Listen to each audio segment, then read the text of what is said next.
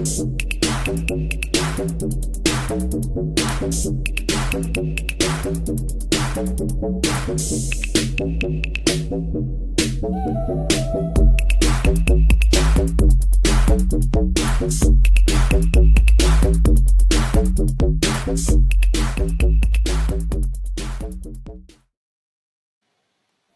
I think it's worth it.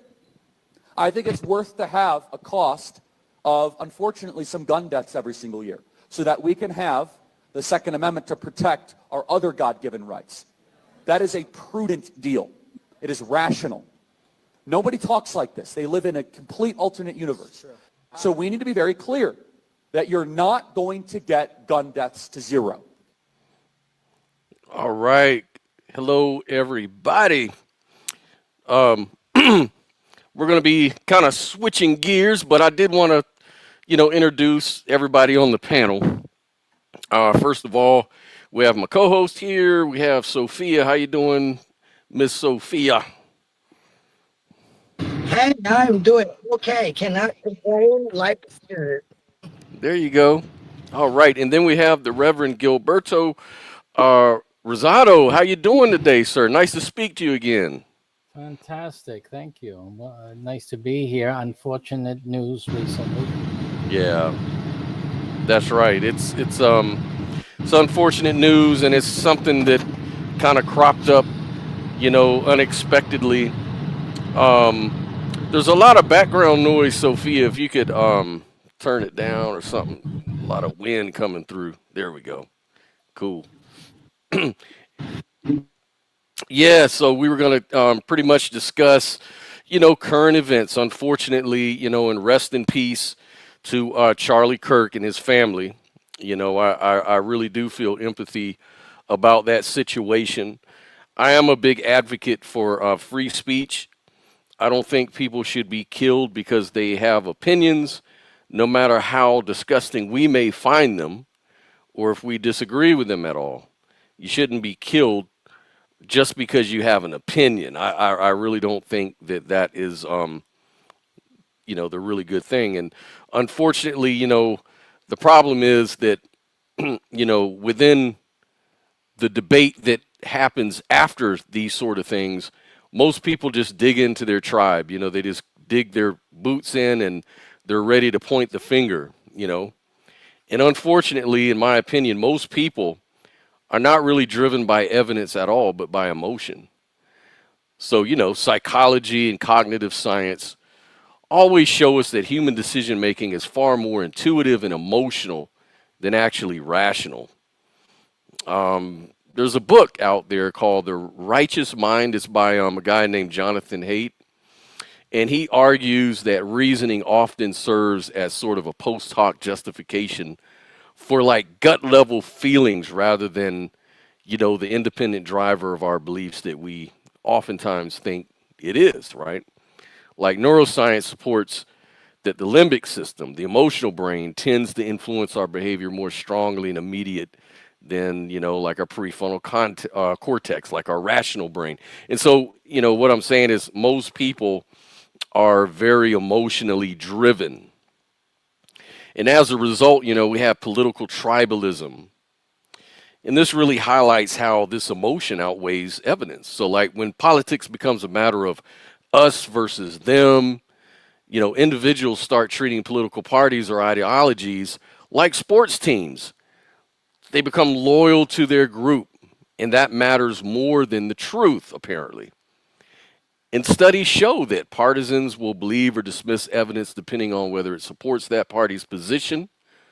For example, in a study that was called The Opposing Side, people are far less to accept the opposing side, as it turns out, even if they would otherwise find it credible. The emotional drive for belonging, for security, for affirmation, for ego stroking, all of that outweighs objective evaluation. And I just wanted to kind of point that out, that stuff like identity politics, like on the left, the right, or anywhere else for that matter, is always bound up with the ego. People tie their political stance to their self-concept, and the disagreements become very highly personal. And so when you question their position, for them, it feels like an attack on their identity. And so this fusion of belief and yourself narrative, it makes it nearly impossible to weigh the evidence. For example, on the left, identity politics might revolve around marginalized status, victimhood, where questioning certain narratives is taken as a denial of one's dignity. This is playing out in this Charlie Kirk case, for example. But on the right, identity politics can be bound to nationalism, religion, tradition, where these challenges feel like attack on, say, heritage or faith or rights or things like that. And this is playing out in this Charlie Kirk case. So in both of these cases, evidence that contradicts the group's story will threaten the ego, and the natural defensive response is usually like anger, dismissal, counterattack. And so my conclusion is that humans are social and emotional creatures, first of all, and rational evidence comes second. Political tribalism shows that belonging and identity often drive belief more strongly than the facts, because the ego is so deeply woven into group identity. Politics frequently devolves into protecting, one's sense of self rather than seeking the truth about it. And the result is a battlefield where evidence is wielded not as a guide to reality, but sort of like a weapon in service of pride and loyalty. Does anybody agree with that or have any sort of opinion about that? I'll start with you, Reverend Gilberto. What do you think about that? Well, I have a a slightly little not different, but more I guess complex way of looking at this. But I can put it in a simpler sense. Mm-hmm. And I look at everything as a level of education. So Mm, when we look at, that's why I told you I do the cognitive mentoring therapy, because it does have to do with the level of education. And I'm not talking formal education per se. I'm mm-hmm. talking about real knowledge, and basically what the Bible would say wisdom is the application of what you know. Because you can Mm-hmm. know a lot, but not know how to apply it correctly, right? Or efficiently. Right. So so I see you were talking about the sports thing is very interesting because you know how sports evolved really. Mm-hmm. Sports came to be as a replacement for tribal warfare, and that was, Mm, yeah, it was a way to relieve the stress, the tension between other tribes. And what they did was, instead of killing each other to the last man, they they decided, let's have a competition and settle things through this competition. And that's the way sports developed. And so and then you see how you have that in the Aztecs. You have a lot of history on that you can research on that. But that's the way they resolved the issue, was having a competition, and that would settle the matter. And then that's where sports came to be. And you still see, what's telling is how engraved and how important sports is still to people now. And that goes to show you about the education level that I'm talking about. If mm-hmm. sports is so important, this is not has nothing to do. This is where they tie into that tribalism. The more you have to be a tribe, identify with a specific tribe, that's not education, because education is liberative. It breaks you out of being just a tribe, and you think more, like you say, rationally, not tribally. Mm, So yeah, and less emotional. You can't, if you have nothing else, what else does a person have mm-hmm. if not emotion? What is a child if not emotion? There's no rationality. It's just emotion. They're hungry, they're crying, they need love, they cry. It's just emotion. And then if it's not mitigated with with their growth, with a knowledge, understanding, education, then they continue to depend on the emotional. So that's why the human animal is very emotional, if we attach to other people through sport, what's happening here is that everyone's into sports. I was never into I just I used to, yeah, sports to me, they made, I was not interested in sports. I interested in more academic and more intellectual pursuits. But Mm-hmm. I would see the sports issue, and I always saw it for what it was. And you see it in the world. Mm-hmm. Why is soccer or football, as it's known in Europe, why is that so popular? And you see it's very popular in the European and other third world countries. Why?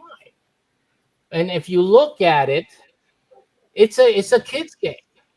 It's not an Mm-hmm. adult game.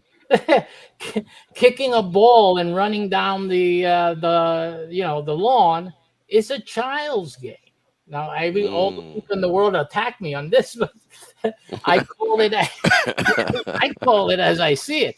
So, and basically, okay, the American is a little more complicated, more complex, and then you see where America is basically in relation to everyone else technologically, or in terms of their level of education. People come here to learn, right? People come to our colleges to learn. Mm-hmm. So yeah, so there is something good.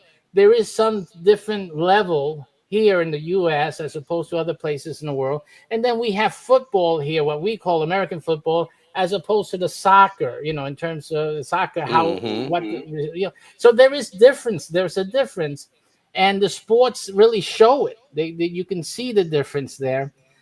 So getting into the point here is that yes, if people attach so much to their emotional, they restrict the value of any education they have, because simply you just want to be emotional, you don't want to mature, and education allows you the opportunity to Mm-hmm. mature. Right, it's an opportunity.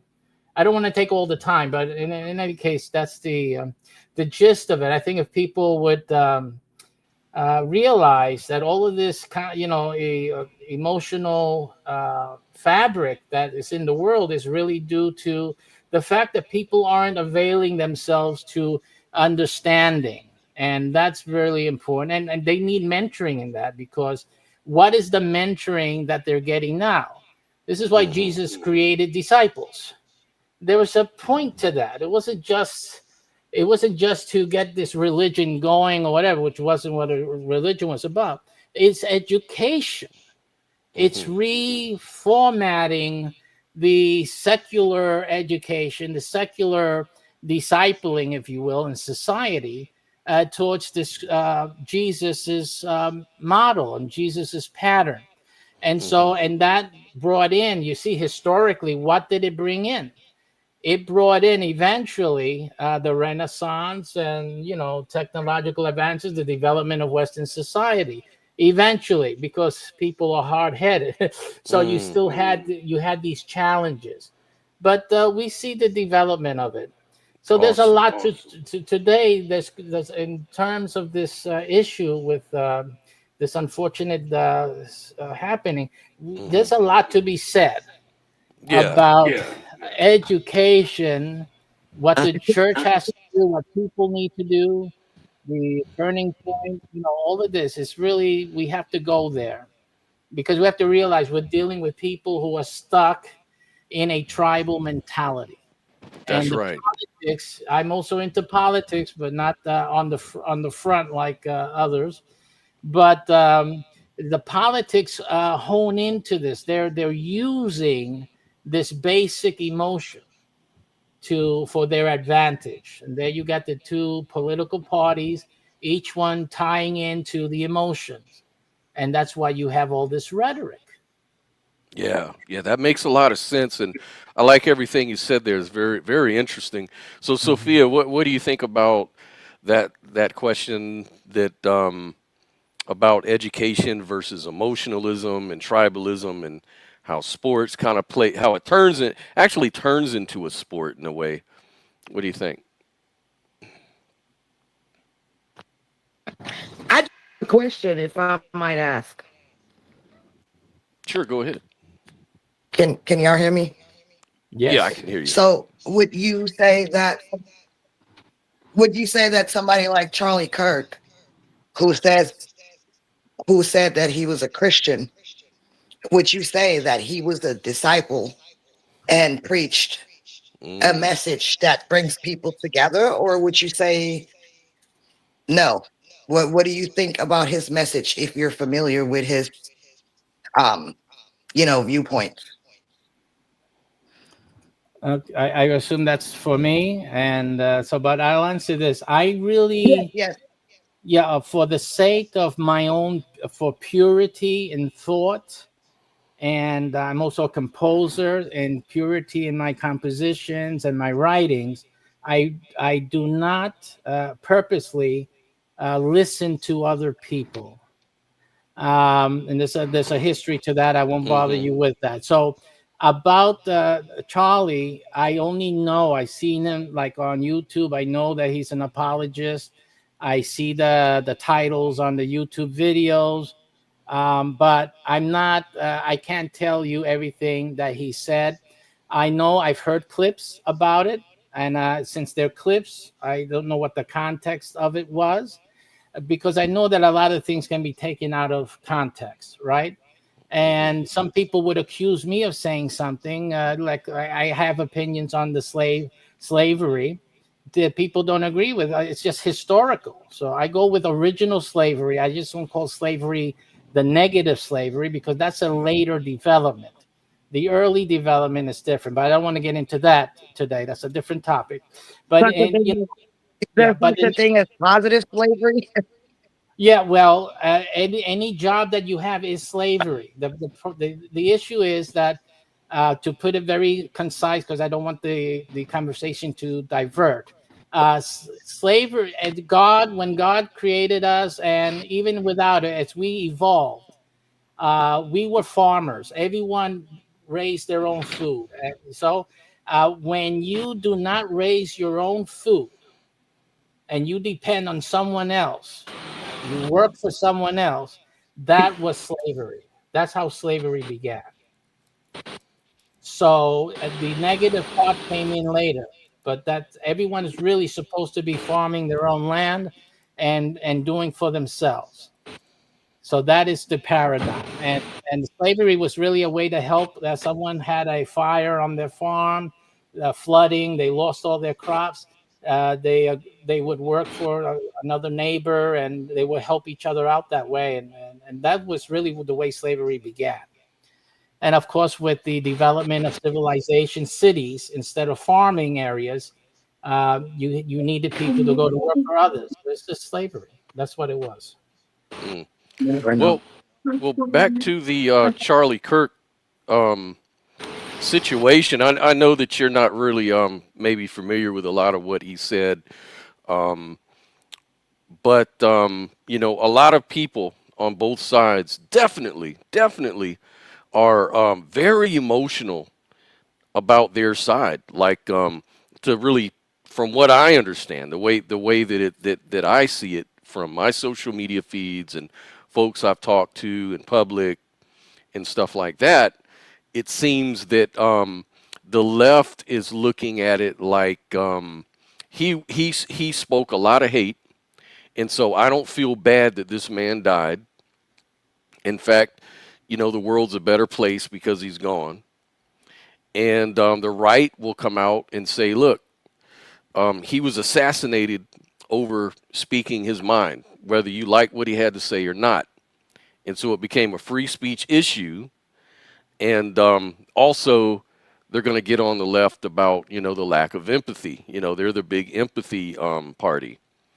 And so, they look at marginalized people. They want us to feel sorry for, immigrants and everybody who's having a bad plight in this country for whatever the reason may be.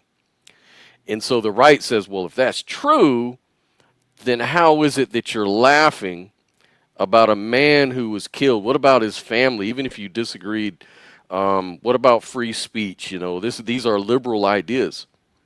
And so there's this big fight going on, and I tend to lean towards on the side of the right in the sense that everyone should have the right to say whatever they want, without being in danger. That's just the principle. I think that goes, for the left and the right. I think everybody wants to have that right to speak their truth. You know, Including hate speech, though? Including well, hate speech? well, including speech that may not be comfortable. Now, hate speech is different. When you inciting hate, if you're asking someone to go out and literally shoot people, then that speech should be shut down, obviously. But here's the other nuance I want to put on that, Okay, though. and we're At the talking. same time, Okay, at because like if you have to take accountability for what you say, though, because unfortunately we live in a society. Charlie Kirk is very correct when he says there's a price to pay for all of your rights. There's a trade-off. We have the right to bear arms. There are a bunch of fruitcakes out here that are willing to shoot you for anything. So when you go out and you speak this kind of rhetoric, what do you expect is going to happen? You should expect it. So you've got two choices. You can either get you some armed guards at all times so that you can say what you want, spew all this, hateful rhetoric. Just understand that people are going to probably try to kill you. That's the only thing I can say to that. But principally, I'm for free speech. But anyways, go ahead. And by the way, if anybody I was wants to just gonna join the say that. conversation, go ahead. Yep, I'm sorry. Go ahead. I was just gonna say, there's a big difference in free speech and hate speech, and a lot of the things that Charlie Kirk was talking about can definitely be considered hate speech because he was pretty obsessed with pointing out things about marginalized groups, and this is what he mainly focused um, on a daily basis. You know, he couldn't get away from it. It was always attacking marginalized groups, anyone that is not a right-wing Christian, and calling for public executions that should be swift and children should even watch them. Claiming Yeah, that empathy is a made-up new age word that is dangerous and he doesn't care for it and stuff like that. So yeah, the reality is when you are getting millions of people to hate certain groups of other people within the same country, that can definitely incite violence. I mean, there's been cases yeah. of people running people down in their vehicles after listening to a speaker like that Good and point. Good believing every point. word. What do you think? So now Oh, I may walk down the street, and because somebody listened to Charlie Kirk, they may feel like mm, running me off the road. Off the road. yeah, exactly. What do you think, Okay. Gilberto? Well, I'm not a well-known anyone, and the reason why, because I have the brains to be, but the reasons why is because I do not choose to use inflammatory, attention-getting speech, right? So I think what's happening here is that I can't speak for Charlie. I don't know where his origins are from. I just think personally that getting into he attracted many people with things he was saying. Hmm. Obviously, there's large groups of people who overlooked the things that she is bringing to the table right here, and that he was saying, and she's pointing out to. The issue is, as a Christian, there's different perspectives to look at this, but as a Christian, was Jesus known for hate speech? Was Jesus, doing hate speech, and to what degree? Some people would have said it was hate speech for him to criticize the things that he was seeing. Mostly, he was making social criticism. Hmm. Why was he? And he was crucified. He was killed because of this disagreement, and obviously, he was killed because they feared him. They feared, what did they fear? They feared that more and more people would be listening to and following him. So so we have to look at, there's a difference between trying to reaching out people using a headline. As you guys know, you guys are in social media. Mm-hmm. You got that headline that says something, and it's really just to bring people to, as in Charlie, what I know he was doing was to have a discussion. Mm-hmm. So you want a big headline and create controversy in order to bring the people in so that they can hear you.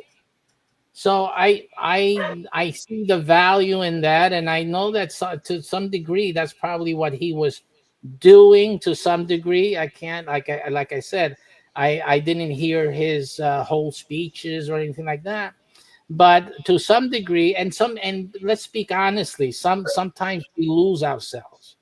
Sometimes we can get lost, or given into a way of speaking and a way of attracting people and creating our platforms and our audiences, and we get stuck there.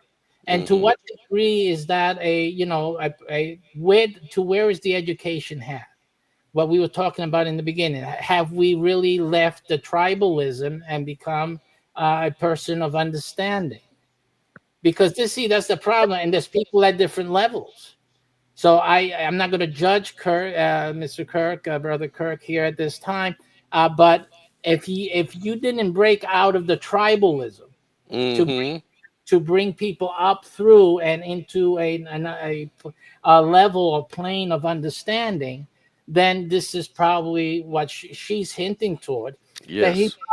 probably didn't break that boundary. He was. Yeah, that's kind of what I'm saying. I'm not condoning what happened to him by all means. I would never. That's not the way to solve things through assassination. That's just insane. And my heart definitely goes out to the family, especially the children who were there to see it. There's no way we should ever resort to anything like that. But at the same time, I think I can say that and also acknowledge that a lot of his rhetoric contributed to the political climate that we're seeing today. And so Mm-hmm. these are things that politicians and speakers are well aware of, and Charlie Kirk was as well. He knew that this stuff could make him a target. He said so, and he really believed in what he believed in, and he was willing to die for it. So, what I'm saying is sometimes we just have to be very non emotional and very matter of factly about things that he definitely contributed to this type of environment. And at the end of the day, can we really be so surprised? Am I supposed to feel bad when this man said empathy is a made up word? And now I'm suddenly supposed to feel empathy? I mean, when you get yourself in certain things, don't you supposed to expect consequences that come with that? If I join a Yeah. gang, am I going to expect to not have any consequences? The consequences are very real, and what happened was a consequence. Now, whether it was justified or not, that's not what I'm talking about, because I already said it's not justified to assassinate anyone. But Right. did he play a role in fostering this type of environment? That is something we should be openly able to talk about, because he did stand for open debate. And the gaslighting is outrageous. To even bring that up, it translates to me wanting him dead, and I'm happy that he's dead, and I'm celebrating his death. I've never said any such thing, but that is the response, and it's due to the tribalism that he also Yes. helped foster. And I wanted to take the opportunity to kind of highlight some of those things that that are actually being lodged against us and our show and everything, just for putting this show together. A lot of people, especially really only from the right, get a few people who are saying that we're actually playing the victim role, and we're trying to support you know killers and murdering of opponents and things of that nature. And when we've said none of that, in fact, we're just can say, as Sophia said, you can be empathetic, and at the same time, you can also speak on the things that contributed to the issue. I mean, that's very true. And it's one of the things that I said is that, when you put sort of this negative energy out there, this negative messaging, this information that's negative, don't be surprised that now you're living in it. You're now living in the negativity that you yourself have created for your personal subjective reality. It's really sad, but that's what people do. And oftentimes, I think And with we shouldn't folks, just, yeah, we should be able to, we should be able to talk about it, especially in the aftermath of what happened, because we don't want stuff like that to happen, right? yeah, We don't want that to happen again to anyone. So we should talk about it. We need to talk about it. We need to be honest and say what led to this, what contributed to this. And it's not as simple as to just say, oh, it's the left, it's the left, it's the left, and then just categorize anyone that doesn't believe in right-wing ideology as the left. It's not that simple. That will never change anything. That will never be a change. And this is the point that I'm trying to get to. That's what I'm trying to say. Yeah, that's why I point to the education. And discipleship is education. The role of the church and the Christian is supposed to be to educate his neighbor. It's not to be confrontational. Now, and it goes right to the point. If the church would educate everyone else around them, then things would change. We don't have to be confrontational. We don't have to take any side. Our side is to educate. What is wrong with education and sharing ideas and testing them and see what works? And why are we afraid of that? Well, we shouldn't. And the church, Christians, you have the truth, and then so let's see the truth in action, and let's put it to the test, and that should win the day. I don't see professors getting shot for teaching science. They may get shot for giving you an F, but not for teaching science. You understand? So the church should be the same thing. And people, soldiers of the church, if you will, should be known for teaching and helping people understand. And that brings into unity. It brings people together. It's not divisive. Understanding education is not divisive. Now, So, yeah. just to kind of push back a little bit, or maybe just to kind of form it in a question. Because Jesus says, I did not come to bring peace, but a sword, to divide people, like families, and because of his message. And then Paul talks about our reward is going to come after a long race. It's a race, that you're kind of racing, and Jesus put it that I was persecuted, you will be persecuted.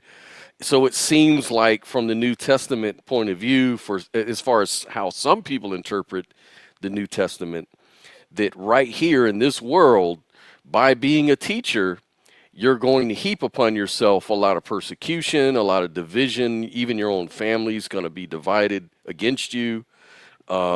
Yet he says to pray for those who persecute you, to be forgiving, to have that sort of Christ-like attitude.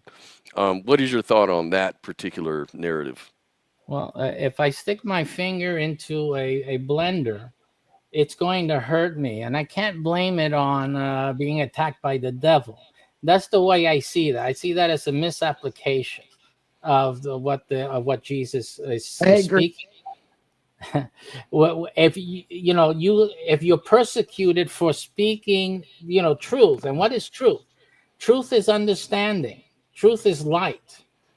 So when somebody's coming against the light, it's a very clear thing. It's not an issue of interpretation. It's very clearly that they are against the truth of God, you know. So if anyone's persecuted for the name of Christ, then that's different. So I'm not sure that it's like you know, that that Charlie was persecuted or was. I'm not sure. I can't say. It could be. It could be that this is a spiritual, a result of a spiritual warfare.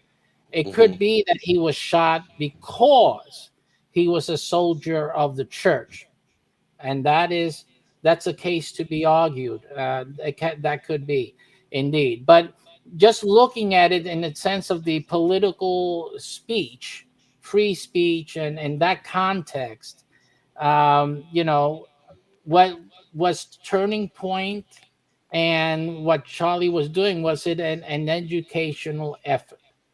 So to the degree that it was an educational effort to get people to have a discussion like we're having here. I mean, was this turning point? Was this the point of having it?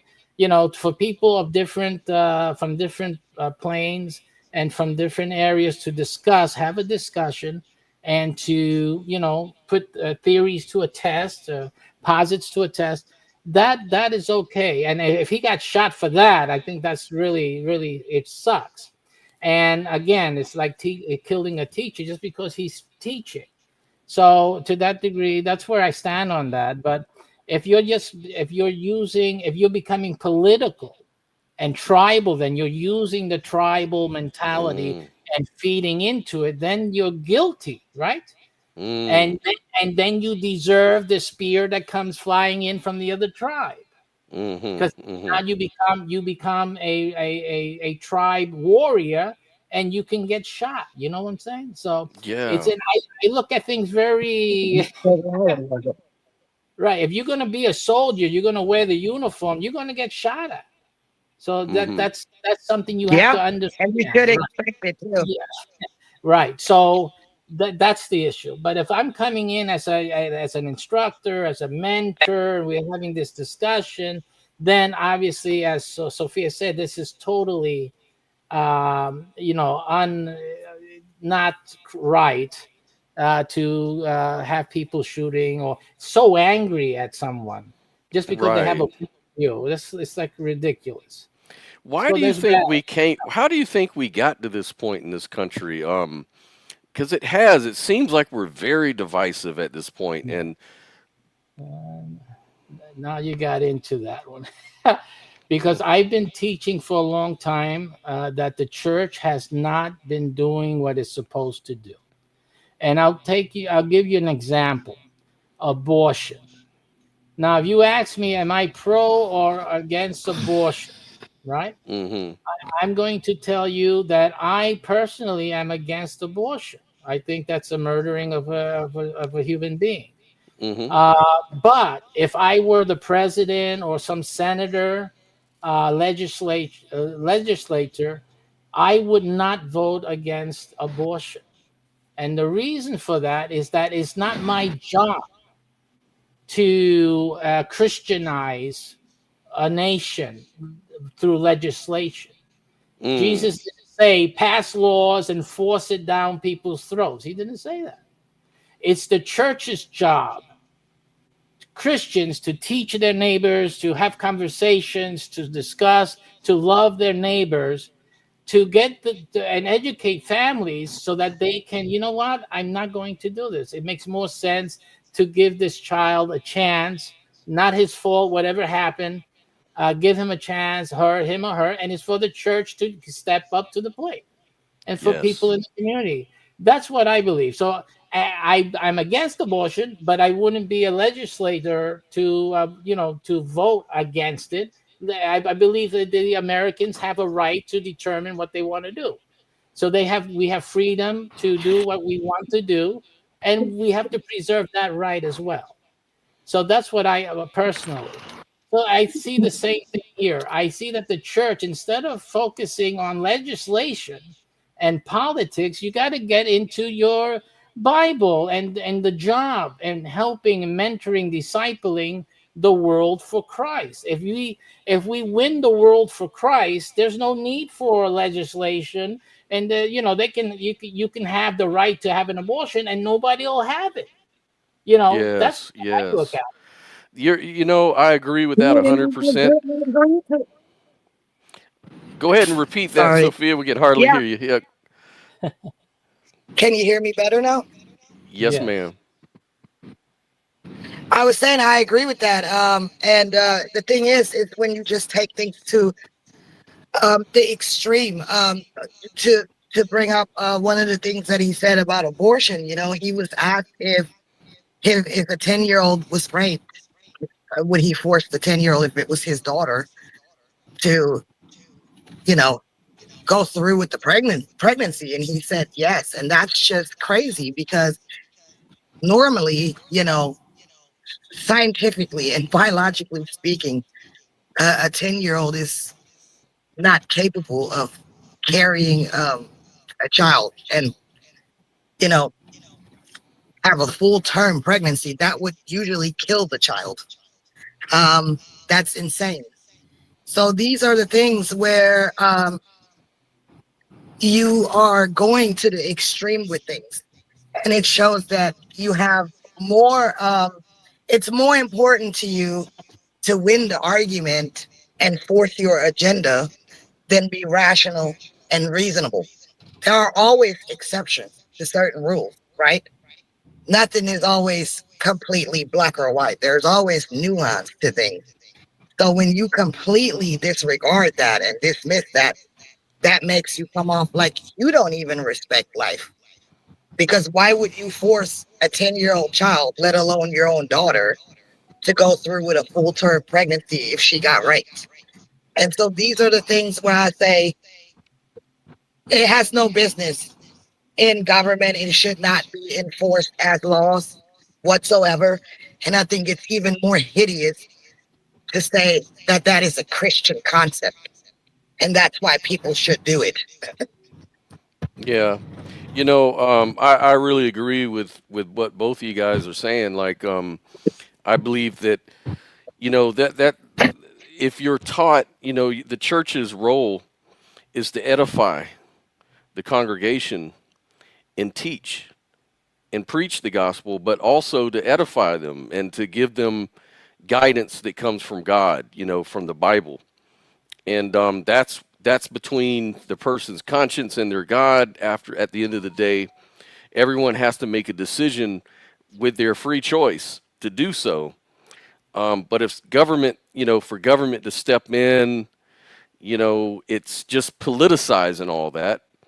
And it's also taking away people's thoughts about gray areas. I mean, there's even people who are Christians or Jewish, for example, or some religions that would kind of look at the Bible supports abortions in some cases, like say, the old story of, the prescription for the jealous husband against the unfaithful wife.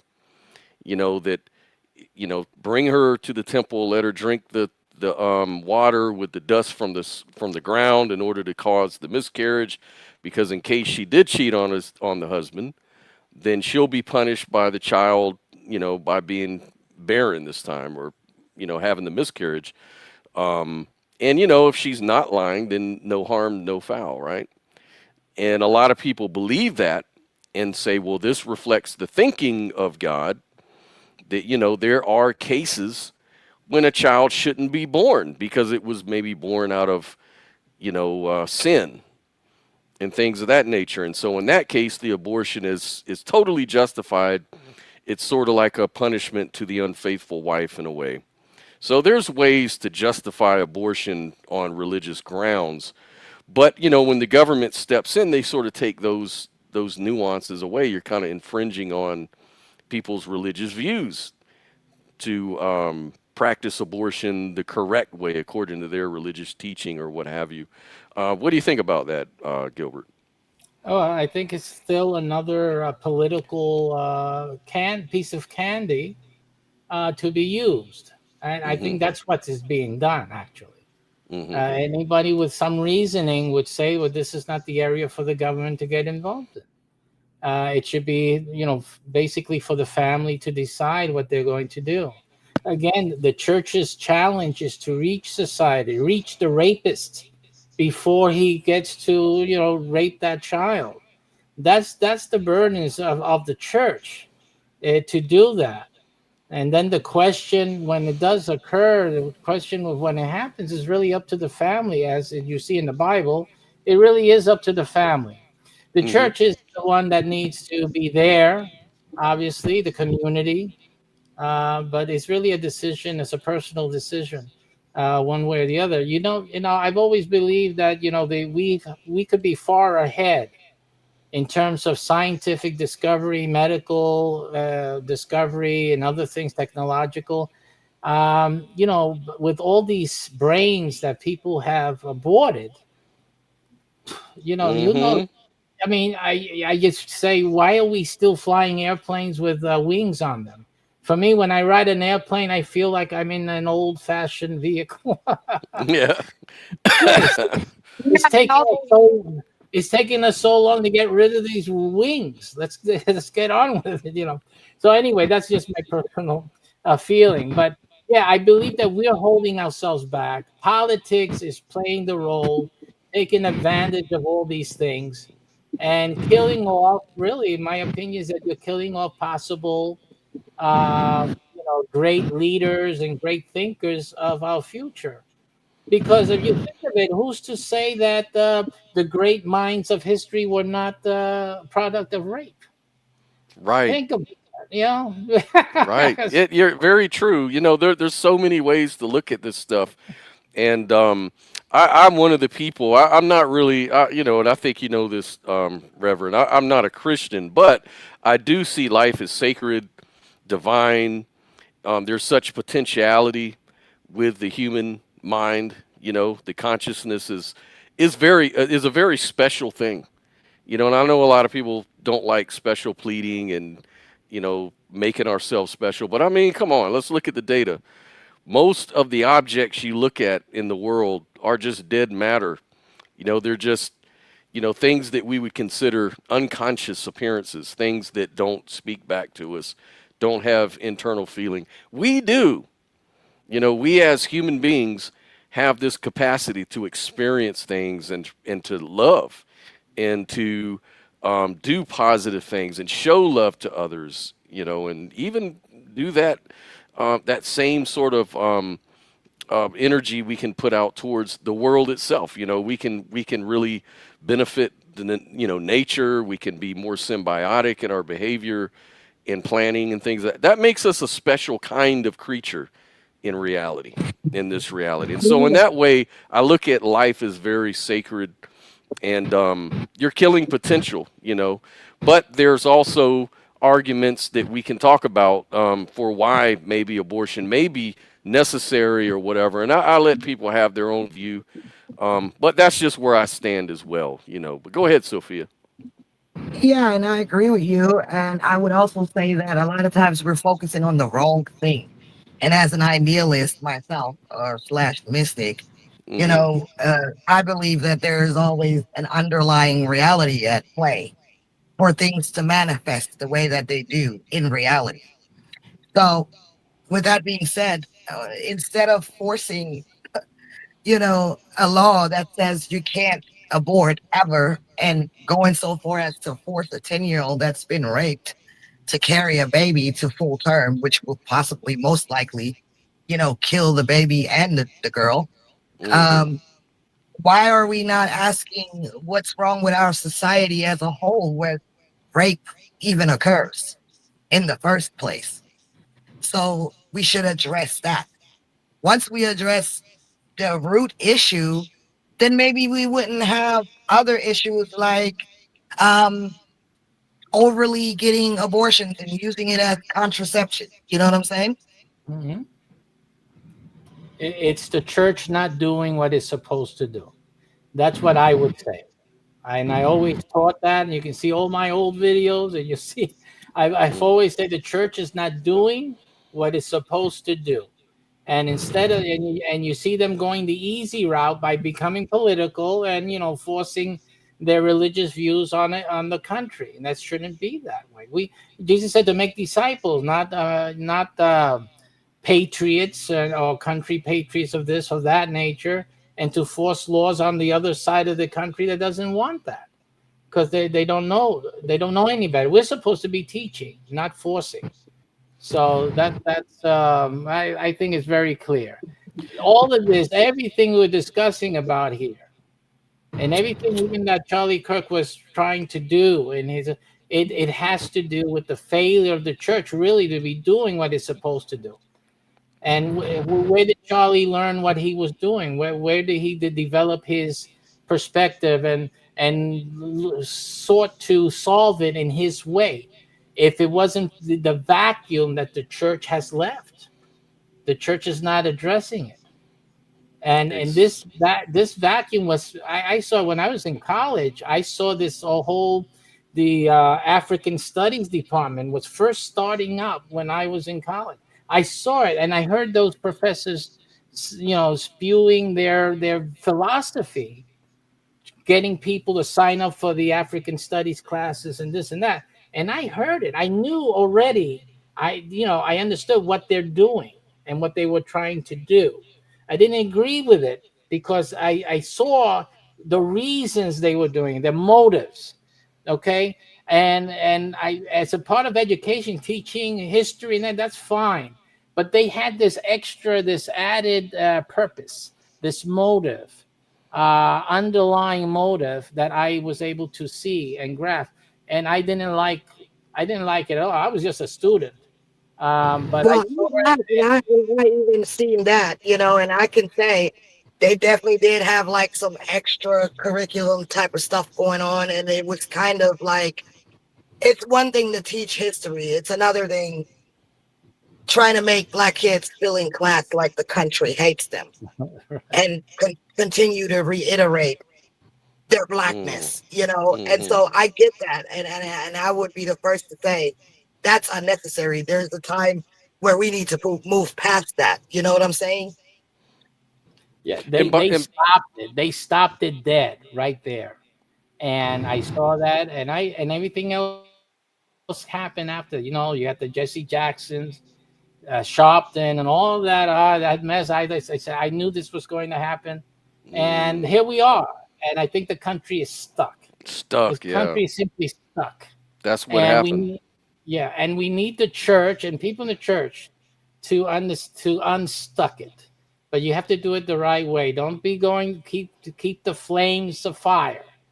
Don't take this Charlie Kirk issue and Mm, make matters worse. exactly, Let's exactly. fix the Let's problem. The learn real from it. problem, Let's learn. right? Let's learn from it and not weaponize it like Trump is currently doing.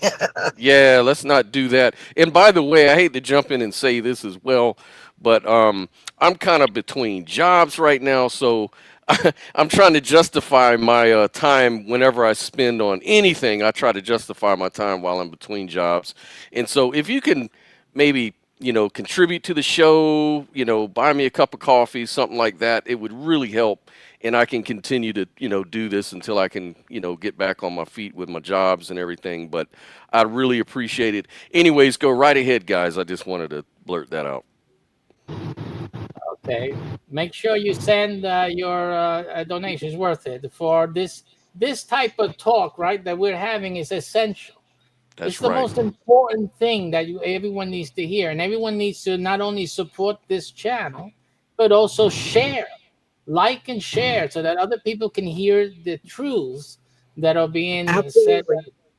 Yeah, the church has to get back to its business and stop minding other people's business or the government's business. The government is separate. Jesus said, unto Caesar what is Caesar's." That's it, Mm-hmm. and give to God what is God. Mm-hmm. And then there's a separation. There's things that the government has to do, which are not Christian. That's another thing. Everyone is thinking. A lot of Christian people think that the government is supposed to behave like a Christian. No, The Right. government has the government has authority given by God to kill, you know, to Yeah. go to war. It has to. Yes. All right. Yes. So Christians are to turn the other cheek. Right. Right. Yeah, but the government doesn't have to turn any cheek. Okay. So Man, that's right, man. That's exactly right. You know, a lot of Christians today have embedded themselves in the political landscape where they've identified the church with Republican or Democrat or something like that. And if you really look at like what you're saying with the original scriptures, the original teachings of the church, of the early church, it was very neutral. They were no part of this world in that sense. That they were more about the business of preaching the good news of Jesus Christ and not being involved in politics. And I appreciate that, what you just said. yeah, we have to be leaders. We're above. Yep. Notice the placement of the church in Scripture. We're above the earth. The earth Mm-hmm. is below us. Yeah, it's Mm-hmm. underneath us. So we can't be part of the political tribalism. We No. can't pick sides in this. Of course, personally, you can feel more as a Republican or as a Democrat, right? And other people see it the other way. That's personal. But as the church, we can't be in that strata. We have to be above. And the way to stay above is to, like I said, the education is to disciple, is to stay on our expertise. And our expertise is walking the straight and narrow. It's Mm-hmm. helping people get through the darkness, to get out of the tribalism, to have education, knowledge, and wisdom, so they can stop acting out of emotion and start having some rational thought and praxis or exercise or activity. Just get them to a higher level of understanding.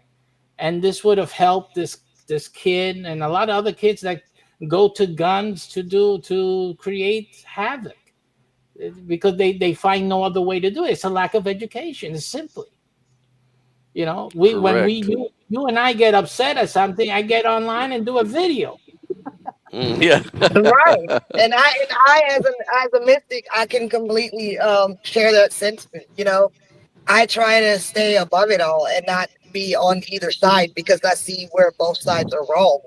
And I believe in balance. That needs to be balanced, and we either going to get along or we're going to keep killing each other. That's just Right. the facts of it all. And the government is not necessarily inhabited by good people. You know, Absolutely. And Reverend, if you want to stay, we're going to be here. We'll keep the stream going. I know we're going on about an hour, and I definitely want to respect your time. So if you want to stay on, great, we can continue. But if you need to hop off, just let me know, and we'll outro you respectfully. So, and just wanted to put that out there. Whatever you need is your show, your platform. You tell me. I'm here. I, Okay, I awesome. took the time out for it. So, but Right, cool, cool, great. Well, I had a question then. In that all case, right. so with the how do you think the Christian church became so embedded in politics? Like we know the Roman Catholic Church and all of that stuff, but then it went into Protestantism, and yet that stuff kind of got into the body politic as well. So what's your thoughts on those? Well, that goes to my posit entirely. A lot of what the church had to do was already done by the Roman Catholic and the Middle Ages, that time period. And it was also carried through with the Protestant movement once that was divided from the Roman Catholic Church. And basically, it was the shaping of Western civilization. So, we don't have to do more in terms of politics. We already marked it up. The Western civilization has already been Christianized, so to speak, Mm-hmm. Mm-hmm. right? But we have abandoned. You know what was taken away from the church? Mm, Education. mm. Since when? When would you say that stopped? when right after the taking when the secularism came in, Yeah. when because obviously colleges and universities were started by the church, Hmm. and Well, I was thinking like maybe because remember there was a time when the average person wasn't allowed to even read the Bible, and they had it written in Latin, and only the authorities could dispense the knowledge, and it's questionable whether they actually did. And of course, the entire canonization process that went on even earlier than that sort of was authority taking the wheel and saying this is what people are allowed to understand from these scriptures, and this is what scriptures they are to read, and these scriptures we don't want them to read, or these books are apocryphal, or there's books that we shouldn't really look at. Is that kind of like where it all started, would you say, or is that a little different? well, it's a little convoluted. Where it really all started was with Israel. When God called Israel, I got a video analyzing the history of the specificity of when God called Israel out of Egypt. At that very moment in history, uh, the other nations of the world were just beginning to discover education, to discover the value in educating the population. And it's at that moment that God calls Israel out of Egypt and gives them an order and structure and the command to for Torah, which is instruction. So God was basing the Israel on a platform of instruction at a time where the rest of the world was all just beginning to see the light of education. So Israel's job, the reason God called Israel out, was to educate the world, but Hmm. to be a light to the world, to prepare the world for the coming Christ, right? So then everything in terms of the understanding and the paganism and all that would have been abolished, taken out, and replaced by the one true God by the time Jesus Christ would enter into the picture. Of course, Israel didn't do that. So they were in disobedience. God did his thing with them, blah, blah, blah. And then you have when Jesus Christ comes now, he comes in a situation which wasn't supposed to be that way. It was supposed to be a little easier, not 100% easier in terms of global. I'm talking globally, not with the Jews. But he still established the church, and that church became the Roman Catholic, the Christian church, in the Middle Ages, the Roman Catholic Church, which had to fight now, had to do all that dirty work that would have been prevented if Israel had done the job earlier. Because Right. atheists, I was talking, we were talking, I do a lot of atheist teachings and stuff. Atheism started in that vacuum. If Israel had done what they were supposed to do, think about it. Israel would have killed off all of the false gods. There would have been a need for atheism because Hmm. there was no polytheism. If Right. Israel had done what it was supposed to do. See, so the fact that Israel didn't do what they were supposed to do, you had the rise of atheism. So, and that coincides with the lack of education in the world.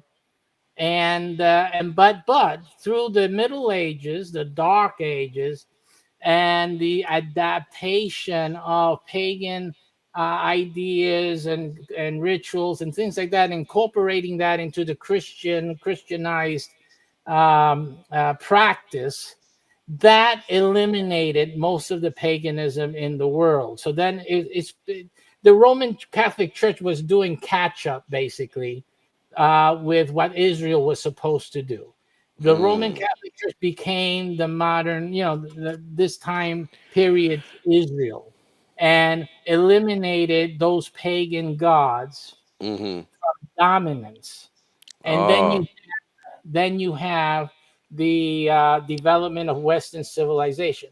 But look at it this way: the Roman Catholic Church, or the Christian Church, basically started universities. So your education is really thanks to the Roman Catholic Church, right? You have, I'm not a Roman Catholic though, by the way, so I'm not trying to say the Roman Catholic Church is the great thing, but I'm just saying that historically we have to give credit where credit is due. Simply that the fact that the Christian Church was the Roman Catholic Church at that time, and singly instead of being divided, although you had the Greek Orthodox too. Basically, what you have is that you have hospitals today. Hospitals are a Catholic or Christian product, right? At university, Yeah. doctorates. This is all religious titles, religious practice. So you can't do much in society today that isn't really based on Christian ideals, Right. right? I think the origin of the modern university is, in fact, rooted in what the Dark Age Europe, from cathedral monastic schools. So yeah, that was like what, the 11th, 12th century or whatever. But yeah, absolutely. And I've heard a lot. Once somebody I'm trying to get on my show to talk, but he talks about how, and he's a professor at a huge university over in Europe. And he says one of the problems, though, because he teaches philosophy, and one of the things that he's a big advocate for is he believes that not why is it only the religious or the European philosophers that are taught about in the textbooks and things of this nature. He wants to kind of discuss like more of the Far Eastern philosophies, traditions and people and figures, and it brings, in his opinion, more richness to the topic of philosophy. There's so much, not only just them African philosophy, South American, all of these sort of ancient um, philosophies and views that may even precede like Christian philosophers of the medieval times and stuff like that. So he says it's so ingrained that he can't really do that. He can only do it as like a special day, or he was telling me like maybe like he can have a special day or time or week for going into Far Eastern religion or philosophy, for example. But he's not allowed. It's not part of the protocol or the policy to actually talk about other philosophies outside of the Christian or even the secular Enlightenment period, and up through the 19th, 20th century philosophers and things of that nature. He's not allowed to do that. So that is that sort of limiting in your view? Well, it isn't education; it's indoctrination, right? When you start limiting the what the professor is able to discuss, then you're indoctrinating. You're not educating. Mm-hmm. So yeah, I don't agree with that, but most schools do that. Most Mm-hmm. schools do that, and some of it has to do with funding, with who their donors are and what they demand and Mm-hmm. things like Yeah. that. So that's what happens. There's like I said, the church is the integral engine here, Now, and Caleb yeah. asked a question. I want to make sure I got that in too. He says it's interesting that a moment ago he was upholding the spirit of secularism, but says the issue is secularism. Laugh out loud. So, how do you respond to that? Well, I guess he's meaning that the secularism post Christian era. Mm-hmm. Is that what he's meaning? Because yeah, well, I'm upholding secularism as it relates to the fact that it's been injected with Christian or biblical Judeo-Christian teaching and Mm-hmm. basis. So so it's hard for if he can be more specific. What Gotcha. he yeah. Gotcha. Gotcha. And then we have objective ethics says at me. Good morning, brother. I see you have Dr. Reverend Doctor on the day. This SB colorful or should be colorful? I don't know. Not sure. Then he says, wrong. Plato had a school several hundred years before there was any form of Christianity. Okay, Well, so a little challenge. there were many. There were a school. What's a school? The question is, what's a school? Was it a formal? Was this part of a formal educational effort? That's Hmm. the issue. And people always had somebody taught somebody all the time. Hmm. Yeah, so Alexander the Great had a mentor. That's where we get the word mentor from. It's the name of the teacher he had. Hmm. So there was always groups. There were always groups. Jesus had disciples. That's the way schools were in Jerusalem, or well, within the Jewish culture. You had rabbis walking all around the place. There were many people who were teachers, who were rabbis at the time that Jesus was there. Jesus was only one of hundreds of teachers Hmm. walking around with So, disciples. Yeah. so how do you parse out university from school or just teachers with disciples? Well, because we are talking about a formal education. You're Gotcha. talking about a more institutional, and it was backed up or established by an institution, Hmm. which is different. Those schools were only by the teacher. So it's just like if I have my Sunday school, that's the same thing Plato had. There's no difference. Right, right, Yeah, right. yeah. So Right. I think I understand. Yeah, that's a good point. So that's what you mean. That's what he means by university is that we're talking about a formal form of education that was created. Hey, Sophia, go ahead and chime in. I think we can hear you better now. I'm very sorry. I was trying to log in Yeah. so that I can participate in the chat, but every time I Very log in, it unprofessional. knocks. It's very You shut unprofessional. up. I don't like that at all. and, and also before that time, I may add, the kings had their own schools, and the priests. The first schools were run by priests along with Hmm. the nation kings, and they would educate the nobles and the priests. So Hmm. those were the first schools, even before Plato. So And a lot of the controversy or a lot of people are, because we've got the internet now, we've got all this access to information, we've got all this YouTube video, false information, some good information. We've got a plethora of everything, of course. Um, but a lot of people are sort of saying that, Christianity has a long history of colonialism, of taking over different cultures, trying to fix different cultures and make them Christian. Think about the American Indian, think about the Africans, think about, my people are Hawaiian, and they talk about how the Mormons came over and, burned their, huts down and stuff in the name of God, when they didn't convert stuff. I mean, it started out nice. If you listen to the story, it's really beautiful, but it ends up with people getting raped and a lot of bad stuff. So a lot of people, when they find this information out, they're a little bit hesitant to give Christianity a pass, because of that. So, this is kind of like a bad thing, and anyways, I'll let you respond to that before I keep going on. Just a thought. well, as a Puerto Rican, we also have the same story. Seems Yeah. like they like to go to the islands and do the same thing over and over again. But I don't put down Christopher Columbus or anything like that. It was the way the times were.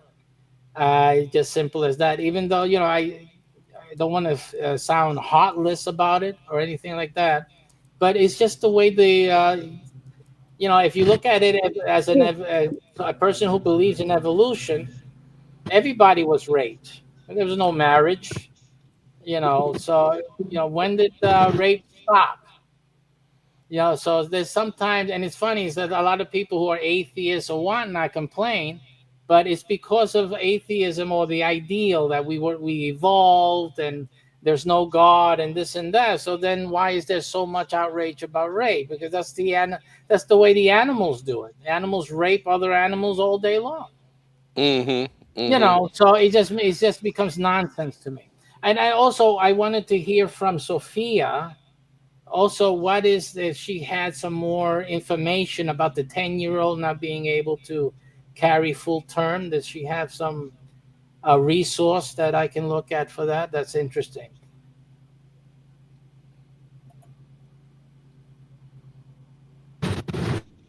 I don't have it right here right now, but I'm sure we could look that up and I appreciate that. I appreciate that because I've always believed that if a person, I won't go telling child or anything, but when a human is able to reproduce, then reproduction is biologically possible. So that I look at it just like that. Now, I'm not saying that that's a reason to have. right, but it's kind of logical. Yeah. A lot of times, but a lot of times, a 10-year-old is not biologically developed enough to be able to, carry a child to full term. They have an underdeveloped body. I mean, you show me a 10-year-old that's not underdeveloped. I mean, I started my period when I was 9, but that doesn't mean I was developed enough to carry a child full term Like I said, I don't know what that means. What you're meaning by not at 9. developing. you know,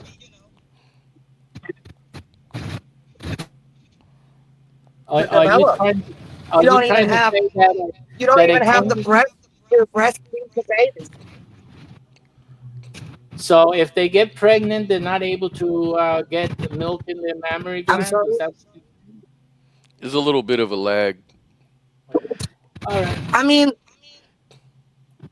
I'm pretty sure that it can happen and that a 10-year-old could carry a baby, but it's also a big risk and it could actually result in, the child and the baby dying or, you know, But that let's happens just look to it up. adults as well. It happens to adults. My daughter-in-law just now gave birth. No, no, Had to, no, no. had You to do throw it it, by cesarean you throwing section. me off it. You throwing me off with that. Okay, she had to do Yeah, it it through happens to cesarean adults, section twice, and she was very weak. She was iffy right after it. So it can happen either way. So again, I don't think that establishes that impossibility or the inappropriateness, biologically speaking, of a younger birth. yeah, Anyways, I I wanted to don't look it agree up with you. I don't agree with you on that at all. because I So, believe that the human tribe was there to support the young mother so that their mothers would be there, their sisters, older sisters, or whatnot, and each one would be supporting in terms of early human development. But that's again just my thinking on that. yeah, and I think that's bad thinking right there. I don't think a 10-year-old has a developed enough body to carry a child full term, even though it is technically possible. 10 is freaking young. Well, I want to welcome. We have a Christian on. His name is Diesel. How you doing, Diesel? Very well. Thank you so much for having me join you. You're always telling me to asking me to join you, but it's like 3 o'clock in the morning for me. I know. So, but I think this was a special occasion, so I wanted to be here. Yep. Now the conversation kind of drifted all over the place, which is fine. But just to get back, because you're just joining the session, and I know that the title of the session is political violence ever justified?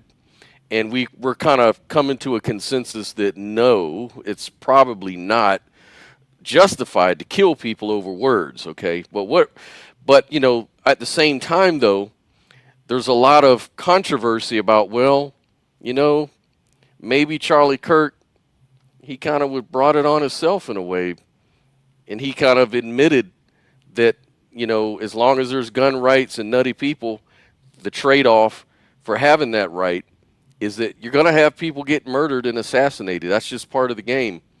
And unfortunately, he fulfilled the statistic that he himself used as an argument. And he also said that, empathy is a woo woo term, and that empathy is probably not very helpful. In fact, it's harmful. And Well, now people are mad because they're not very empathetic because of Charlie Kirk's death. What say you, Diesel? okay, first of all, I think I would just completely disagree to say that political violence is never justified.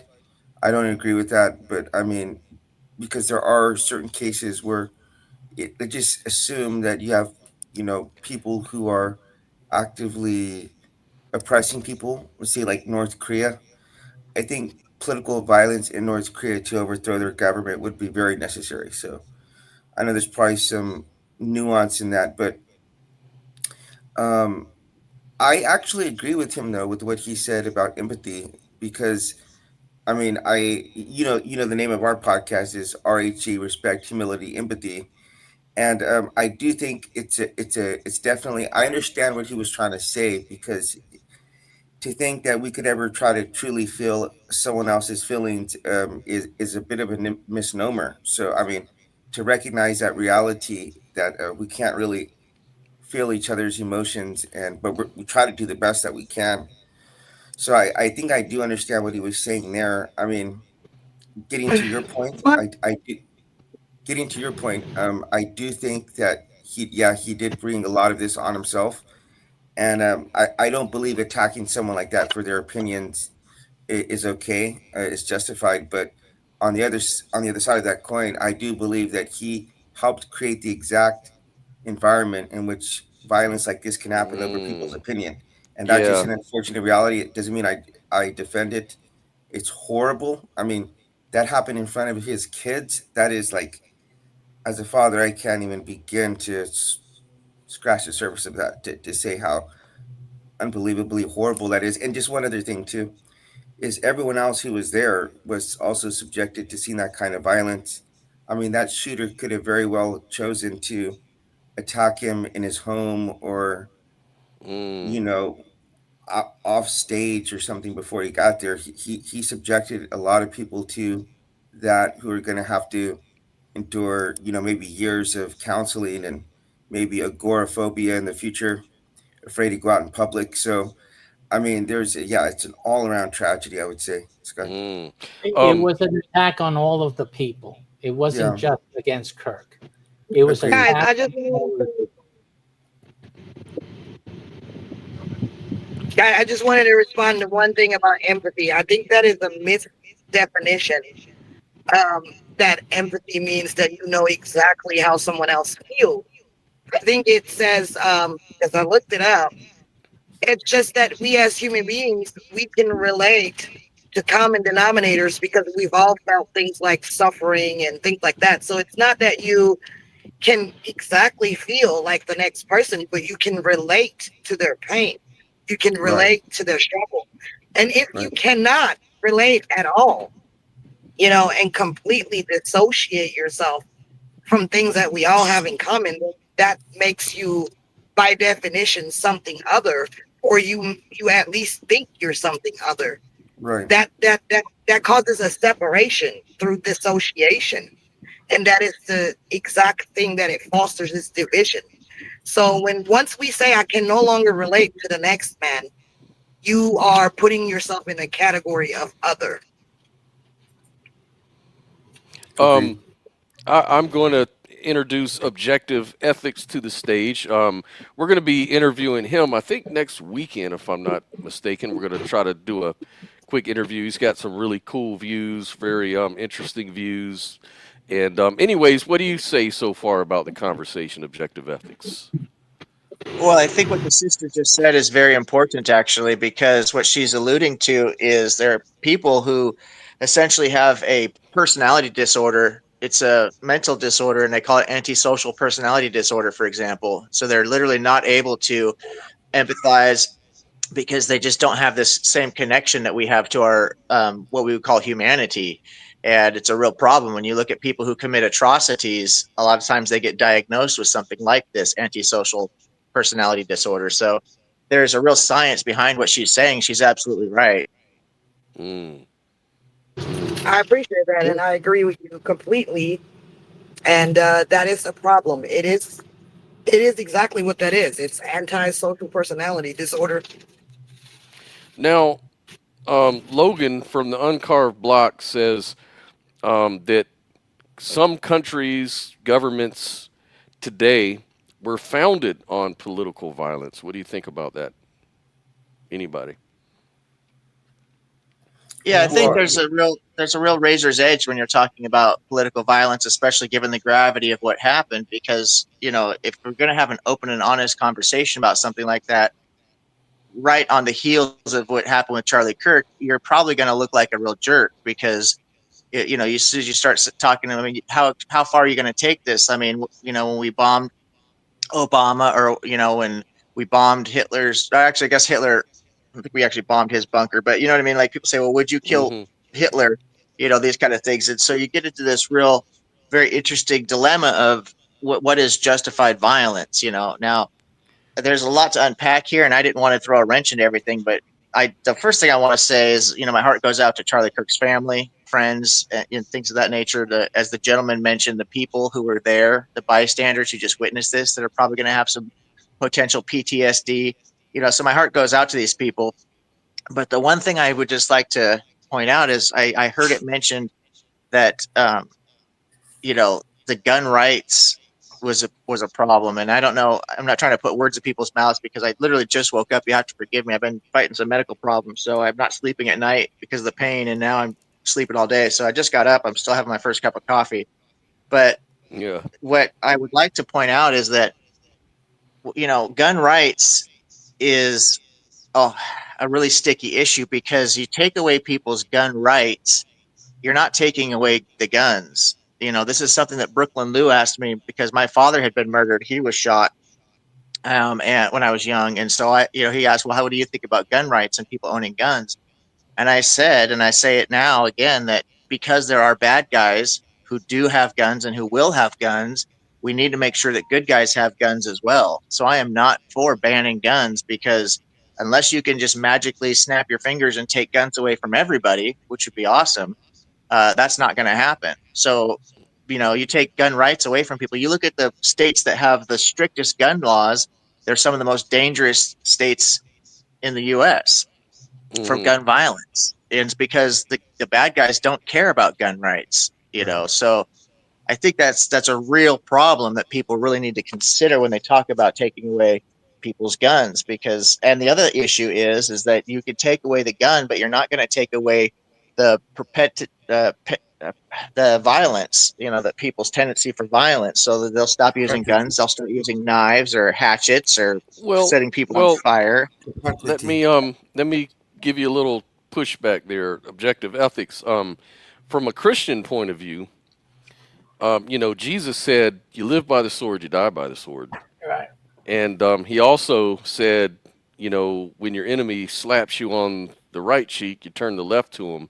So his whole thing was pacifism. That's why you've got people like the Mennonites, for example. Their whole idea is, if somebody breaks in your house and is going to kill you or whatever, just let them kill you. Just let them do it because it's a sin. It's immoral to take someone's life. So it's better to let them kill you than for you to kill them as a Christian. What do you think about that objective?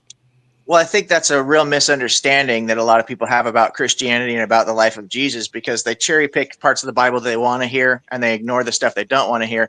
You're talking about a guy who condemned the Pharisees for not stoning their children to death.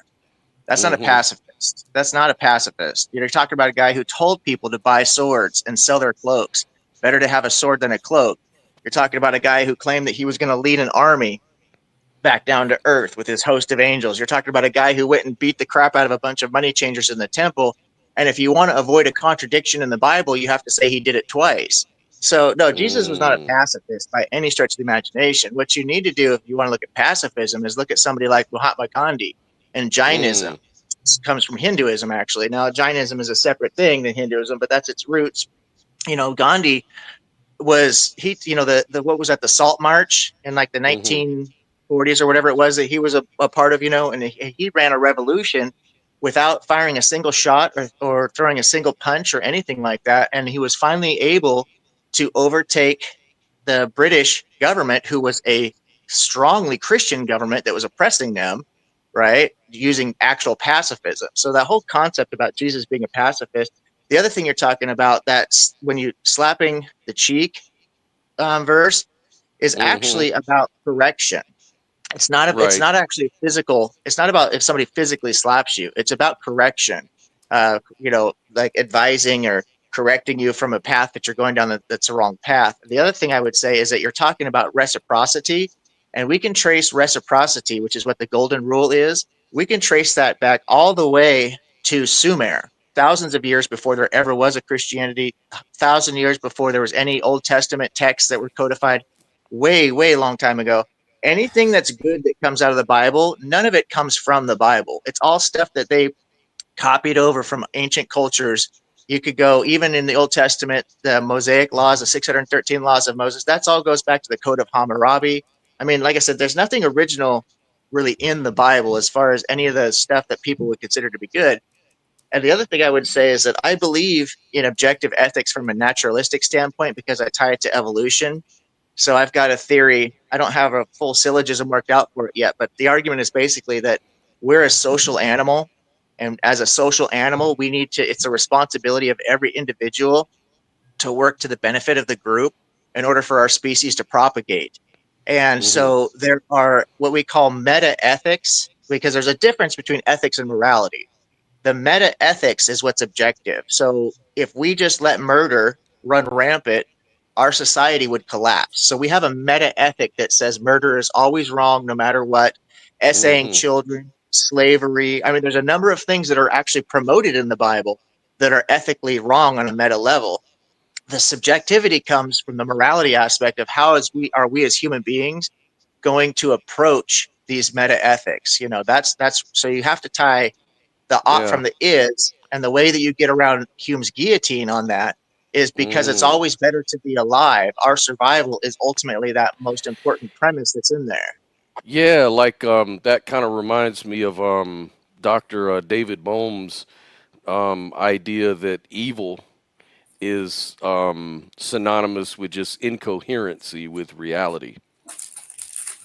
Like it's just a reality that most organisms most of the time want to survive and procreate. And so when you take actions that are against that, against your species or any other species, that's incoherent with reality. And so and that's where he grounds his objective ethic. But Reverend Gilbert, what do you think about what objective has kind of laid forth? Well, yes, I think that's absolutely true. There's not the Bible doesn't claim to be original in terms of sourcing. The source of the Bible, what the Bible does say is that God inspired it. Now, God didn't begin with Moses. God did not have his beginning with Israel. Mm-hmm. God is at the beginning of all things. So it's not, I find it quite humorous when people like try to point out a pre-existing Bible sources. And I say, well, what do you expect?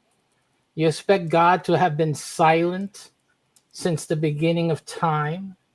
And the Christian God is supposed to love everyone in the world. So why would he just be quiet until Jacob came along? So Mm-hmm. it's nonsense, really.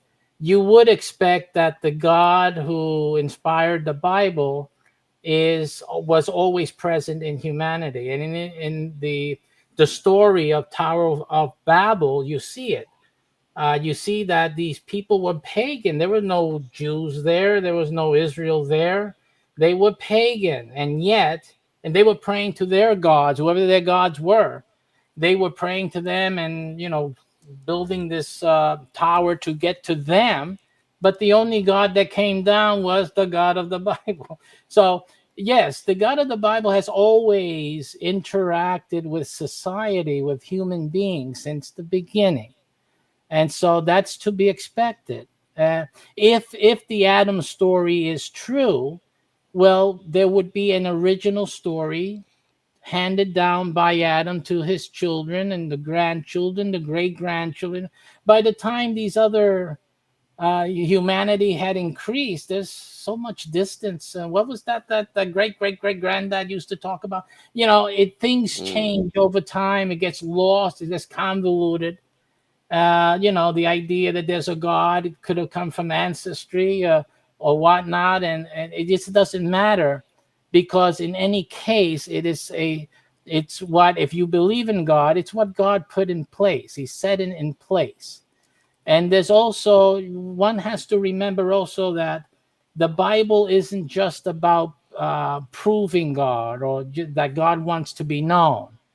The Bible also states that that people will disbelieve because of it. In other words, that people not having faith is also the purpose of the Bible. Yeah, I remember Yeah. you had mentioned that.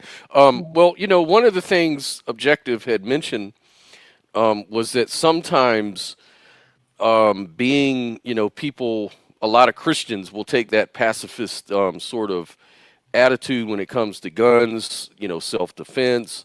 They'll take very seriously those particular sayings of Jesus, turn the other cheek, pray for those who persecute you, live by the sword, die by the sword.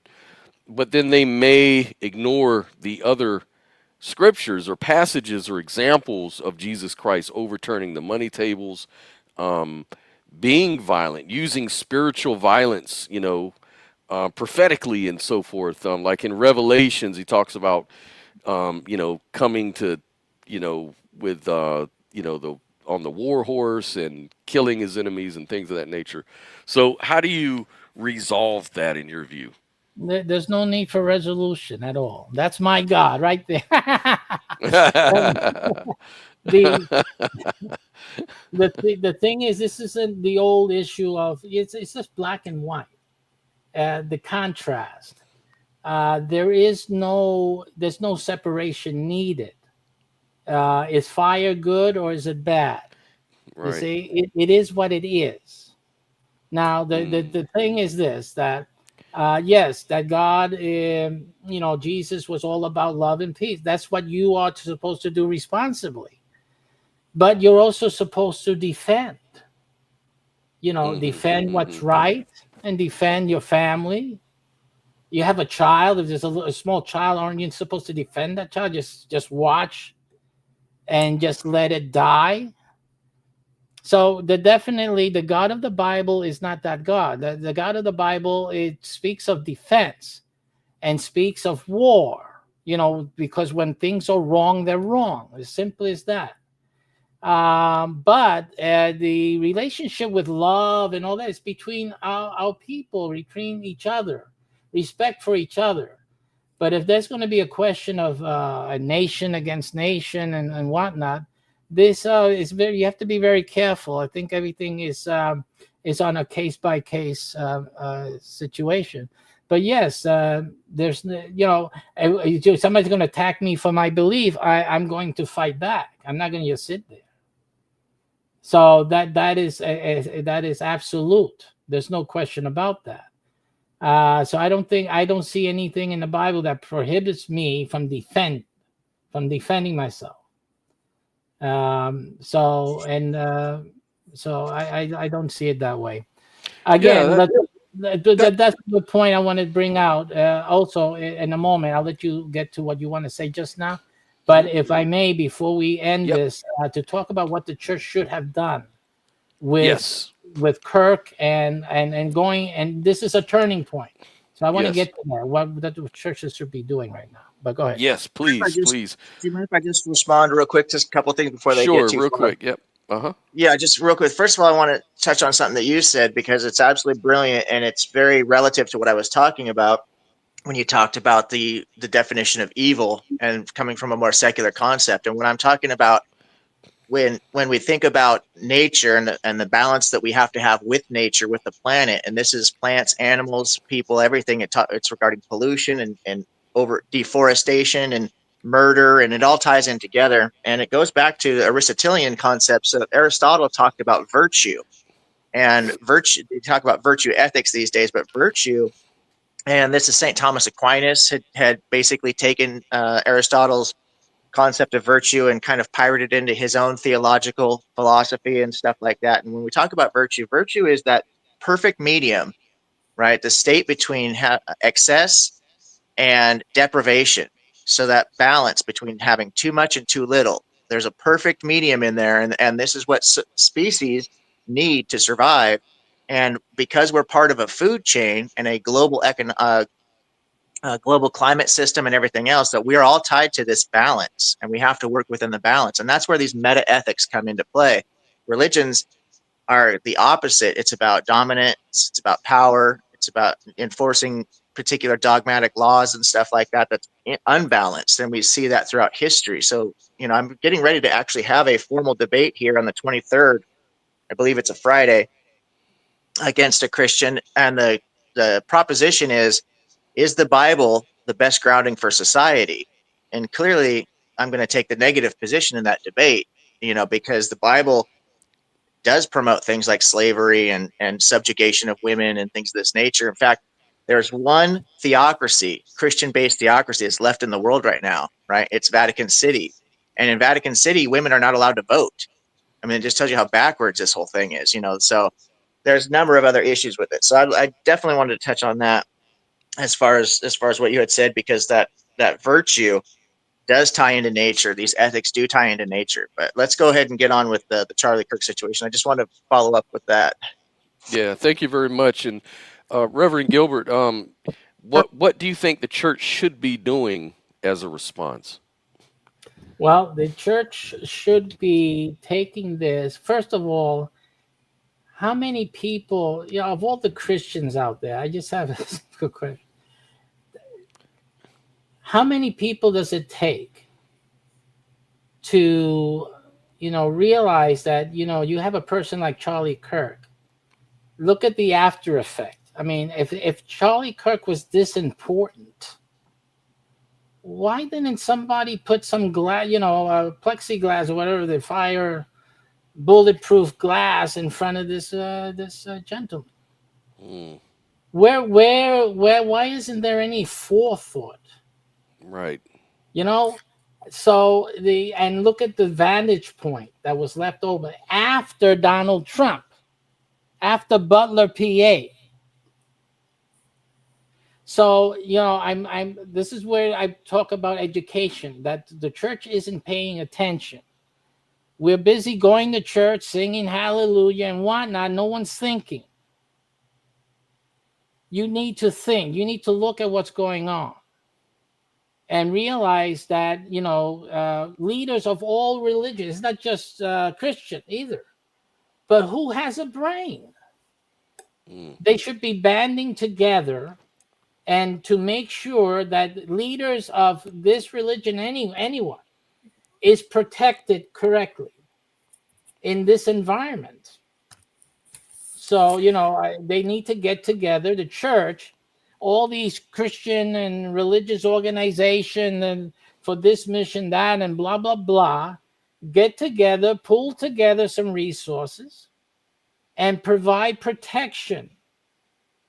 Get the you know, the bulletproof, clear covering for anyone that is have an attracting an audience of a magnitude like Charlie and like President Trump or anyone in terms of the leadership, Christian leadership, or Give them religious. like a Pope mobile. Well, yeah, even the Pope has one, right? Yeah. Because when you attract so many people, you not only attract good people, you attract the negative-minded people. Mm-hmm. And you have to just do that. There should be no. I think a lot of religious people, because of all the things that objective ethics would say, yeah to, they're divided, and we should not be divided. Well, It's Diesel. fine. Right. Well, where is it? Yeah. I just want to say I agree.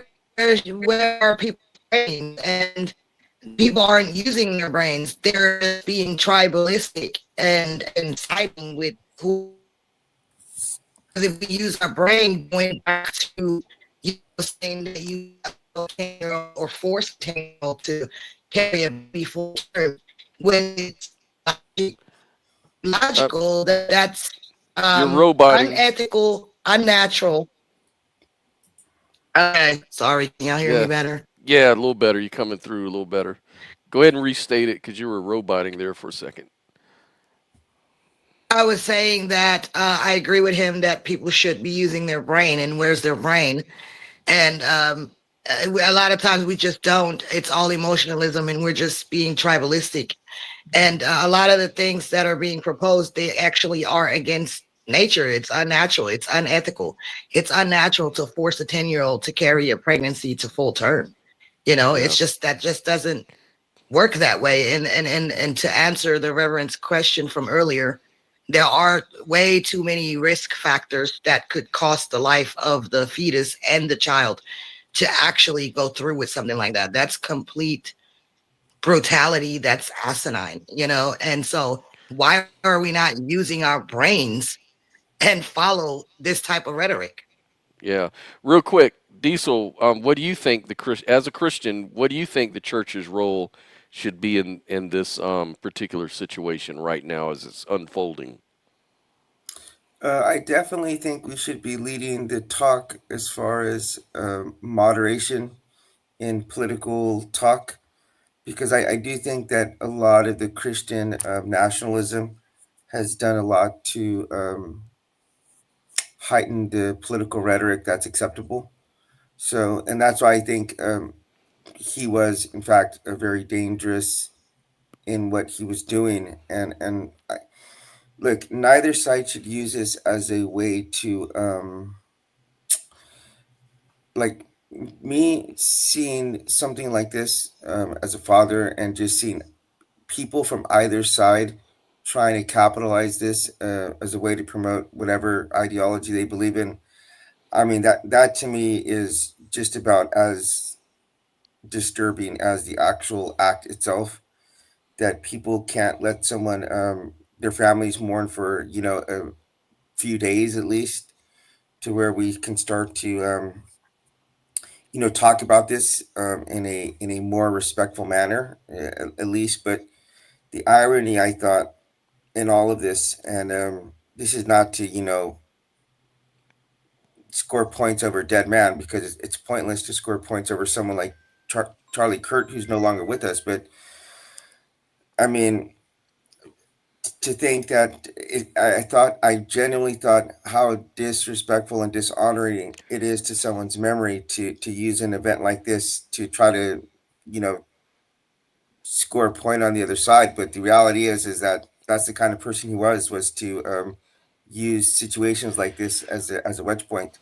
Yeah. So I think Christians just genuinely need to stop with that, and help to turn down the rhetoric. I mean, Scott, I've literally been saying this for the last 10 years about you cannot keep continually disrespecting people the way that people do online, Yeah, and I I think know. that it's You've going been to have saying real that. world Yep. consequences. So Yep. yeah, I think we need to be at the forefront of that. Yeah, no, I think it's more about the ideology that he stood for and that he left behind rather than the person. You know what I mean? Hmm. Well, That's part of the environment, and that he was part of the environment. He was part of it, and unfortunately, I've been saying this for a couple of years, just like Christian there. He, this type of discourse where people just use ad hominems like it was pouring water in a glass. I mean, attacking each other viciously instead of intellectually dealing with the posits. It's not a me against you. It's an idea versus an idea. So assassinate the idea through truth, not the person. right. Just simply, if you Right, don't agree with a person, it's you don't agree with their idea. right. So where is your truth? Why aren't you educating? It's like I said, and as a Christian, the churches need to educate. Yeah, Education needs to be our forte. We need to retake the educational lead as we once had, And that's where our role is. It's not to take these political stances and ride the wave, if you will, and then on top of that, not be smart enough to cover our rear ends, to protect, our right to speak, and have some type of protection against the nutcases out there. And really Hey, Scott. quick, I just want to remind folks to please like and subscribe to the channel, and also feel free to donate for the channel. You know, I'm kind of between jobs right now, and I'm trying to make the most of my time. So if you can, just click on the link for the PayPal if you want to buy me a cup of coffee or something like that. It'd really help. And I hate to be begging on in any sort of way, form, or fashion, but it is what it is, guys. So again, my PayPal is right there. It's all in the live chat. Just scroll up if you feel compelled to do that for your brother Scott. But anyways, man, I want to let Diesel finish his thought. Go right ahead, sir. So I got the news of this in South Korea, where I do have to plug this drama that I've been in this year, which is called Trigger. I got killed on it last year, and Yeah, he's an actor, by the way. Diesel does acting in South Korea. not a very good one. But anyway, I do get killed. I do a Yeah, pretty Diesel. convincing job. I do a pretty convincing job of getting killed on that show, but the show is actually about guns appearing in South Korea and it freaking people out because in here that would be completely fiction. Um, so I do live in a country that has no guns, and I mean it is safe. It's 4 o'clock in the morning right now. I could walk anywhere in South Korea and not worry about anything. So that's another story altogether. But I do want to say one thing specifically about this Kurt character. I got the news here, and one of my students asked me for it, and so part of an intensive course I'm doing is about business conflict and like, just communication and stuff. So we went through and we talked about. Actually, I did an exercise with them. I turned down the volume completely, and I just asked them to evaluate his body language because technically speaking, you can say, well, he wasn't really like shouting at people, and he wasn't like directly calling people name, at least directly to their face. But if you look at the body language and the way he was responding to people, folding his hands, slouching back in his chair, being like responding like that to people. I mean, it's I just we put on a clinic. Literally, we put on like almost 2 hours of just watching his videos, and um, then I allowed them to listen to it, but not see what not see or not really pay attention to what he was saying, but just the tone of it. And that, because you can completely dismiss what people are saying by asking questions in a really sarcastic manner, and just dismissing what they're saying. So I think we do need to take time to try to listen to what the other sides are saying. And Stephen G asks or says gun deaths increase in proportion to state gun ownership rates. It is epidemic in the United States where citizen gun ownership is epidemic. So gun ownership, I guess the assumption in this statement is that it's a bad thing and that it definitely leads to a bad outcome, I suppose. What do you guys think about gun control? I know Objective kind of spoke a little bit about this earlier, but if you guys want to take turns and The talk thing, about I what we just can think do like about that. I think like the other I think like the other guy said, we're just in a position now where if you did take the guns away legally, that doesn't mean that law is gonna be abided by. And you're gonna have those who don't care about that. And then you're gonna be disarmed while everyone else isn't. And I mean, it's a conundrum, so maybe we should focus on um root causes and see why there's so much violence or why people have these violent tendencies to begin with.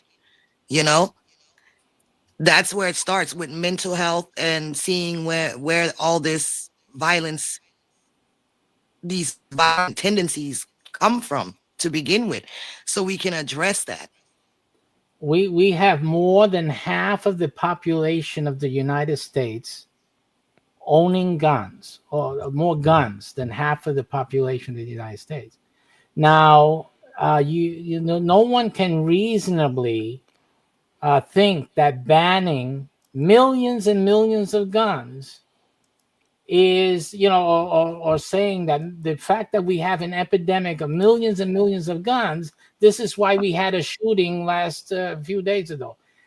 If the guns were a problem, we would have at least what, hundreds and thousands of shootings every day, because there's millions of guns out there.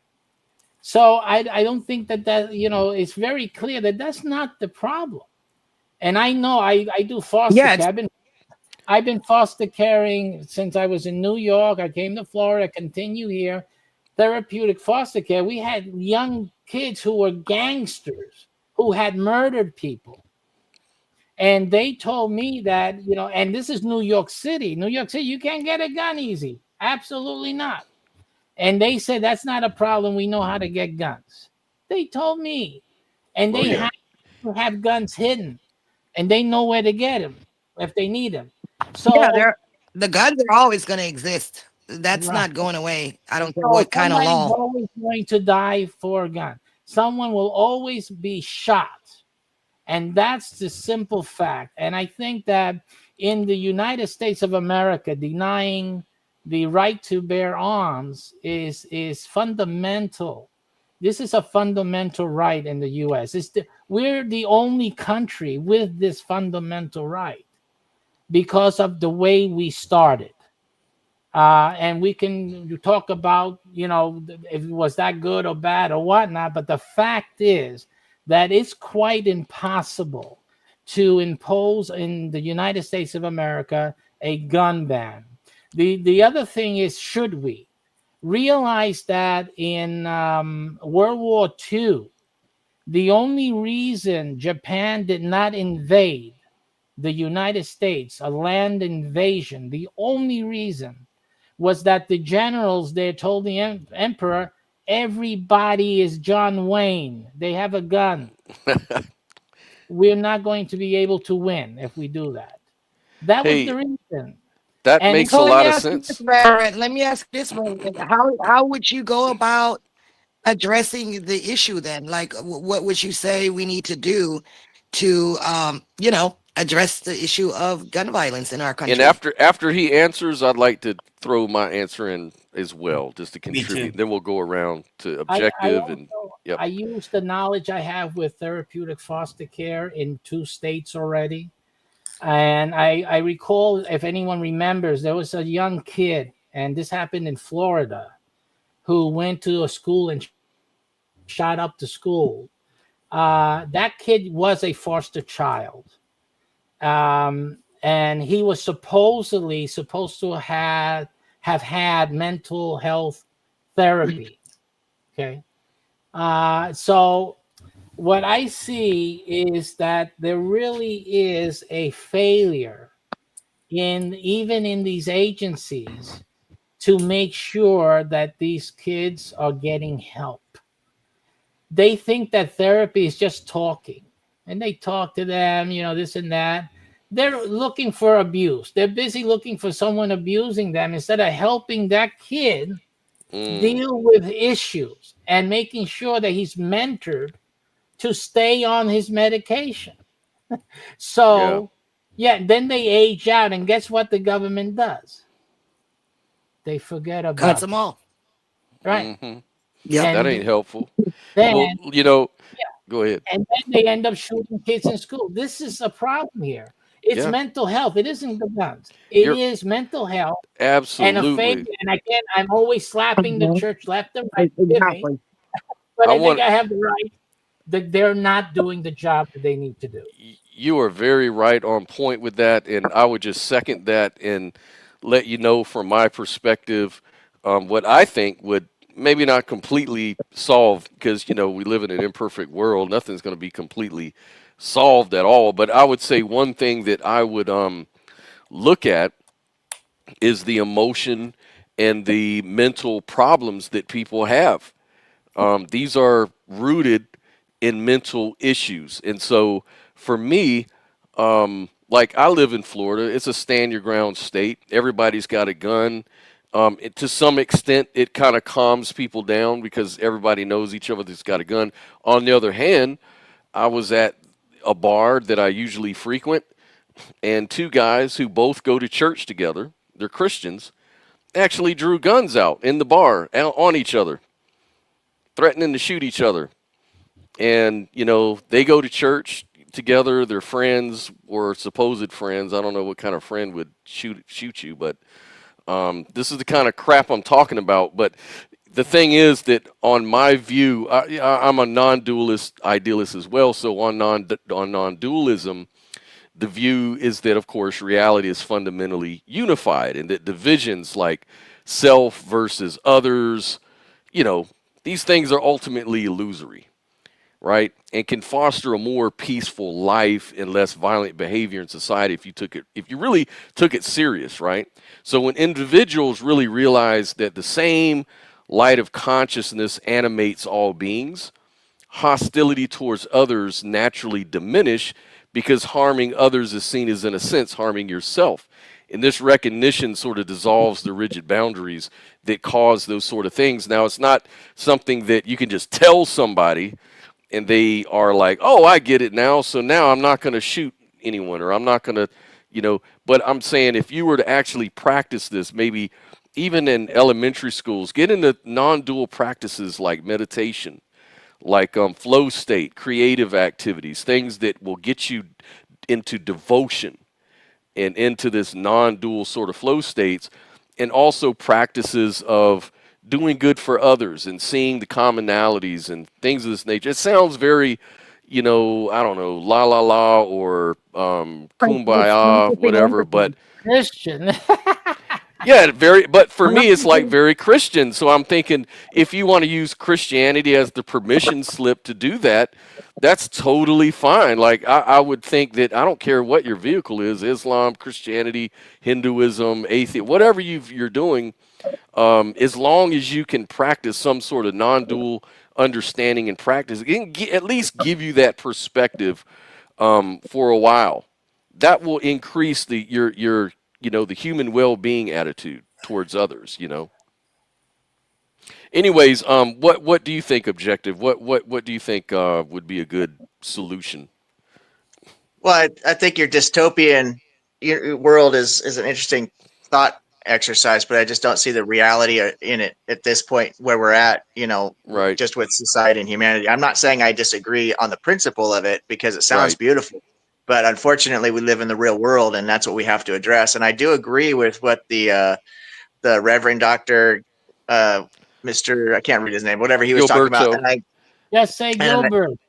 Gilbert, Gilbert, there you yeah, go, brother. Nice to meet you. Yeah, I do agree with what he was saying about the fact that if you really want to look at the numbers, just statistically, with the number of gun owners that we have versus the number of gun deaths that we have, there's no correlation to say that guns are going to automatically be the problem. People are the problem. And I just like the yes, sister mentioned, she was spot on once again, and she talked about addressing the root core of the problem, which is the people and the mental disorder, the emotional problems, and things that are causing people to be violent. And that really harkens to my stance on this whole thing. As I've said before, if you could just snap your fingers and get rid of all the guns, that would be great. However, you're not going to get rid of violence. You're not going to get rid of domestic terrorism. None of those things are going to go away with guns, even if you could just magically make them disappear, because at the end of the day, people are committing those atrocities against other people. And until we figure out what it's going to take to get people to start having actual empathy for other people and for society, and for people to understand that they have an individual responsibility, because a lot of people, you know, they tend to be, and I'm no better than anybody else, so I'm not trying to point fingers at people, but I just say we as a species, we tend to be very self-centered in a lot of what we do, in so many ways. But there comes a point where we all, the majority of us, something in nature is triggered when we see a child that's in danger, even if we don't have children, because we know through evolution that's the future of our species right there. And so we will act to the benefit of a child in most cases to defend that child, even if it's not our own child, because that child represents something that's very important to us as an animal. That's our community, that's our group, and that literally represents our future. And so we need to That's our embrace future. whatever Exactly. is going on Sorry. inside of us. Yeah, no, I got you, family. The problem is your connection is tough, so I don't recognize you're saying something until it's already been too late. But I really have enjoyed what you've said, so I wish your internet was better, because I feel like you have a lot to offer this discussion, and I very much agree with so much of what you're saying, because I think you're on the right track there. You're tapping into the core, the real problem here, and that's like I was saying before, just to put it more succinctly, is that, like I said, you get rid of all the guns, you're not going to get rid of the problems. The gentleman was saying that it's much safer where he lives in South Korea. And maybe that is, I haven't looked up crime statistics, but I have done a look at crime statistics in the past, and South Korea was not at the top of the list. So I'm not sure if that's changed over the years or what, but more Buddhist countries tend to be the countries that have the lowest crime rates, Well, countries that are 14. actually follow Buddhism. Sorry to interrupt So, you. and I know, go ahead. 14 times less. 14 times.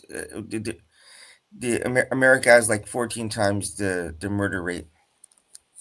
Well, I have no doubt that America is very dangerous, but America has major problems with drugs and bad criminal Depression. policies, and major depression issues. I mean, America has so many problems. We could do hours and hours of streams just talking about what a shit show it is over here in this country. There's no doubt about that. Just But don't I be just say depressed. Just choose well, not to Yeah, be depressed. Just choose it. it's like waking up in hostile territory, man. In our country, you wake up and you could just feel the ickiness. Oh yeah, especially in my state, it can be very, very shady. Like you go to certain places, you don't know who's looking at you, what their intentions are. It's so many little hole in the wall places you got to watch out, and it's just a really weird environment here. But at the same token, the church has the solution, and I'm not talking the religious solution. I'm talking the fact that most Christians are not doing what Jesus did. Just on that alone, Yeah, Jesus had a class. He had a class of neighbors, and if every Christian would occupy themselves in reaching a class of neighbors, and helping them with their children, and helping those children as they are growing up with the way they're dealing with problems and issues and others in school and whatnot, we would have less need for mental health issues, because the church and its adherents would have been doing the work of Christ in the neighborhood. And we would have less instances of this happening. So since the church is only going to church and having fun in church and singing, part of the choir, this and that, having socials and drinking coffee and donut or whatever it is that you guys do, yeah, while the rest of the world is going down the drain. toilet, it is not good. So the church has to get to the business of being Jesus. You call yourself a Christian, then do Jesus, because the first name was Jesus, right? Jesus Christ. So they have the Christian part, but they don't have the Jesus part. So that's what the world needs to see. The neighborhood, start teaching just like Jesus did. Start doing that. And it's a little bit, Charlie Kirk was doing some of it. He was getting out there, and at the Sermon of the Mount, he was practically shot at his Sermon of the Mount moment. Hmm. And, just like other great Yeah, I don't leaders. agree with that. Malcolm X. Yeah, and so I don't again, agree that he was doing no kind of Jesus work. I don't agree with that, because he was very arrogant and dismissive of people's issues. And I don't think that Jesus was like that, as I recall. no, but many Christians could be that way. Kirk, you have a light bulb when there's no other light around. You don't put a light bulb on, and people don't notice a light bulb in outside in the sunlight. You understand? So if all the church, the whole church should be a lit like Kirk was, not in the same way, but of But this is the course, problem. The problem is there's no alignment I mean, because you've got Buddhist all these countries, like, fundamentalists. You got 335,000 what I'm sorry, what is it? 30,000 different denominations of Christianity. And all of them have different teachings, different fundamental teachings. And so is it possible to get Christians to align on this topic of gun control and looking for the root cause and all of these different issues we've been talking about? it's an issue of education, lifting up their understanding. Of course, Yeah. most of the churches are not doing that. They're maintaining the tribalism. And so the division, they themselves create the division because it benefits that local church or their denomination. So they're doing the same thing the Democrats do, and the same thing that the Republicans do, and the same thing that whoever, whatever label you want, they do it. They maintain the people dumb. You know what? The Seventh-day Adventist leader, I once translated for a church in Puerto Rico. I'm not an Adventist, but they used me to translate for a doctor from Nairobi or something like that. And I did it. And after that, the vice president of missions, called me over, and it was we were in the hotel room, and he was telling me, "Are there any questions you have? We can talk about our belief and this and that. You did a great job, blah blah blah." So anyway, in our discussion, I told him, there's only a need for obedience when there's no knowledge. When you don't have knowledge, you have to obey because you don't know how to do something. So obedience is essential. And he grabbed on to what I said, that statement. That Mm. I'm going to use that. And I looked at him with such disdain. And because you know what that meant. That meant that he rather keep his people ignorant so that they can obey than educate them. That's like a cult. Yes, yes. I really was, I just that's a so, little more so complicated but than that, that. I think that it's not just knowledge; it's also a level of consciousness. When you have an excess amount of people who suffer from antisocial personality disorder, they literally can no longer relate to other people. That's a little bit deeper than knowledge because you can have that disorder and know that you have it, but you don't know what the heck to do about it. And the only thing you can do is raise your consciousness, and that's something completely different. And we need to talk about that because I believe that countries like where the crime rate is very low, like where diesel is, it's because they have a different mindset. They have a different level of consciousness because they embrace non-dual philosophies or whatever belief systems. So this is why I got to keep bringing up non-dualism, and I don't see how I'm not saying it can be done because I believe that even Christianity can be a form of Oh, you're you chopping know. again. But if you want to call, am I coming through? Yeah, you're chopping up. You're roboting again. but I want to say something while she gets her thing straightened Okay. out. That you got places like Korea. I did a study on this as well. Japan has very low gun issues. New Zealand, Australia banned guns. They have no issue with guns. They have some killings every so often, but not like it was before. So everyone uses these as examples, these models. But there's an island. All of these case studies are islands. We're not an island here in the United States. We have Mm-hmm. a different history, and we're not an island. So yeah, if you are on an island, it would work. Banning guns and stop it, you can do it, but only if you're an island. Without that, it won't work here at all. South Korea isn't an island, neither is China. So I that's not. know, but you are surrounded. See, it's an island in another sense. China, You're well, surrounded by China and by North Korea. but China And isn't an island either.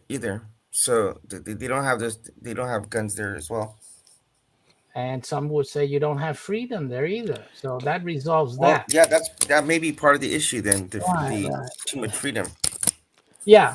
Well, but is there such a thing as too much freedom, really? Yeah, there Not, is.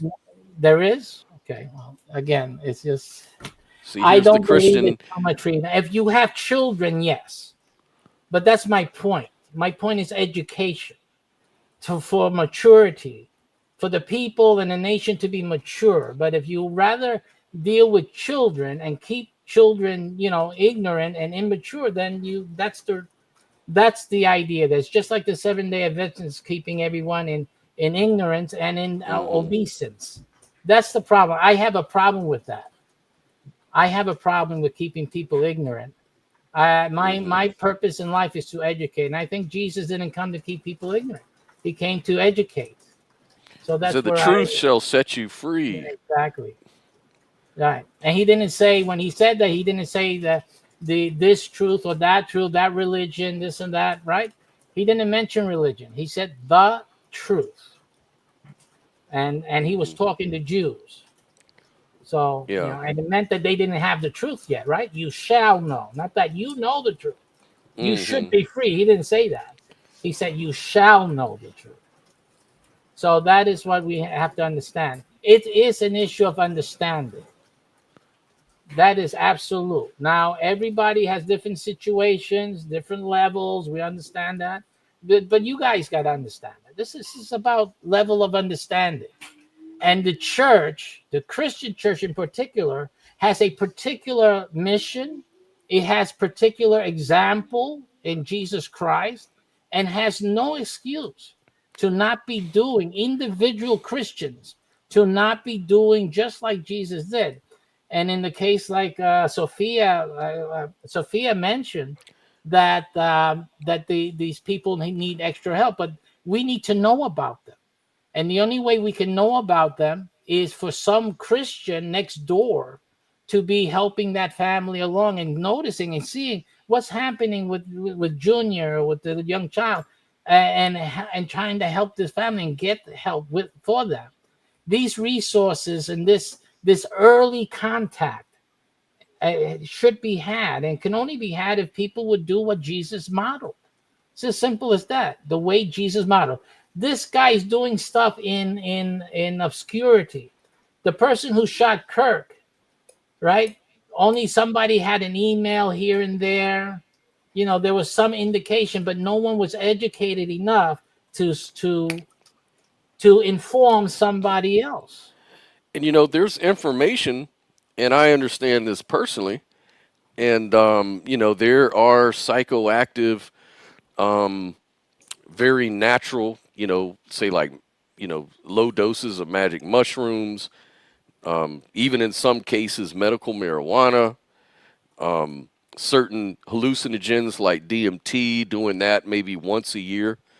These sort of things sort of bring you and mellow you out, bring you into like this experiential knowledge of being more kinder, more loving, seeing unity, breaking down the barriers in a very profound way that sort of goes beyond just rhetoric and words and teachings in that kind of way. It's more of an experiential knowledge, which in my case sort of transformed my life immediately overnight. It sort of forced itself on me, and it was with no resistance.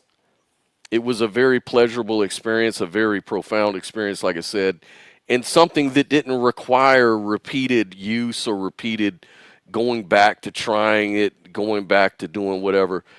These things sort of had just a profound change in my life just once or twice of using those sort of substances, right?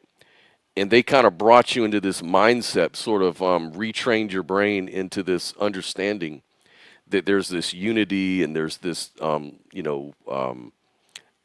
what else can I say is a very loving sort of mentality that sort of embellished and impacted me to where the impression was profoundly different the way that I looked at the world and others, And a lot of people, I think for so long, people dismissed it as just, oh, just drugs to drive you crazy, just stuff that'll do no good for you. In the West, it's always putting intellectualism first and putting the experience last. Like looking at experiential knowledge is not that important. Subjectivity is just foolishness. Whereas intellectual knowledge of what we can learn about the world in that way, the behaviors of the world, the laws, the cause and effects, the this and the that, if we can just convey those sort of teachings to people, then we'll have a great society. And I think that another thing we can do is look at that. Look at the medicinal purposes that natural substances can bring to people. I know firsthand that it works, that it does Yeah, great things, magical things. Scott, can I get in on this? Yeah, sure. Go right ahead, please. Because I personally think if it was mandatory that everybody had to smoke up like once every 2 weeks, I think that would actually benefit people a lot. No more than that though, because you keep still Yeah. smoking that stuff every day, it makes you unproductive, and I'll Yep. turn you into a Scott. But it actually could really help people in that sense, Yep. for the because I know for the times that I've done it, it helps me to see things from a completely different perspective, and it Yeah. also it allows my alter ego to come out, and I guess to criticize me for what I'm doing in my life, to where I could objectively take a more objective look at myself. No, there's no So I mean, sounds crazy. I don't think people smoking up is going to change the world, honestly, but I do think that would at least help you to get some perspective on yourself. But actually, I agree with a lot with what Gilberto said, because the truth is that the way that a lot of Christians think about their guns in America is complete idolatry. They would rather be killed, as they say, pry it from my cold dead fingers. They would rather be killed than to give up their guns. Mm-hmm. And so that's idolatry. And if they were to use that passion towards people, um, I think, yeah, I do think ultimately, specifically in America, it is a Christian's responsibility, as he was talking about, because it is incumbent upon us as Christians to be the ones looking out for that, for other people. And then for the government side, um, in my opinion, putting more emphasis on mental health help for people at an early age, to help Mm. destigmatize it and teach people how to seek help. Because, man, I didn't seek help till I was 30, 32 years old in my life, and seeking What about professional help. family? What about family values? What about him? Like strong father figures, strong mother figures. Um, we have the argument that the disintegration of the family has contributed to the rise of violence and crime, especially in the inner cities. Absolutely. And I will say this, that in Confucianism, which is what like Korean society is like based off of, there's this there's these different relationships that they think about are like the top, relationships, and that between the father and the son is so important to them. They're honoring the next generation and bringing honor and respect to your name. That Mm. is, they put so much emphasis on that here, and it's And culture, yeah. yeah, and there is cultural shaming too. There is shaming that does happen. I think people have gotten a little bit away from that in America, and I think we learn a lot from them. I definitely don't think they have everything figured out, because I've seen a lot of the dark side Well, of what what I they. notice, what I notice with a lot of white families and white friends that I've had coming up in their families, and just hearing about different situations, is like, say a woman, or not a woman, a girl, like a teenager, got pregnant. And even if she wasn't a teenager, say she was just a young lady, she got pregnant. If she was to have an abortion, it seems like within the white families there was a great shame in it. Like you couldn't tell your parents that stuff. Like they felt like it would be a big problem. Whereas with other folks that out of the white race, those sort of things were looked at as, well, it is what it is. You better take care of it, whatever. It was more accepted, it seemed. And I'm just wondering, is there a cultural divide on these sort of issues, like, say, gun violence, just violence in general? Anyways, I want to give Objective the stage right now. He hasn't said anything in a while. So what are your thoughts so far on all that? Well, I appreciate that. And there's been several things that I'd like to just touch on. So I'll try to be brief. But when it comes to this concept that religion provides this answer to any kind of provides a solution to anything, frankly, I think is just nonsensical. It's something that we're raised to believe because so many of us are raised around religion, and it's been such a prevalent part of society.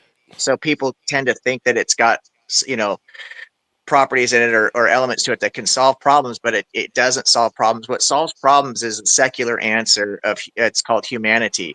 And when we actually tap into our humanity and our empathy from a secular perspective of loving our brothers, loving our environment, loving the planet that we live in, um, because that's what's going to provide the solution. When we start attributing it to various religious beliefs, for one thing, the Abrahamic religions tend to be most prevalent in the most violent and crime-ridden countries in the world. So the correlation between Christianity, Islam, or Judaism to nonviolence or not low crime just isn't there, statistically speaking. So Mm. you have to look at something like Buddhism or Jainism or something like that to get to, if you want to attribute religious practices to being a solution.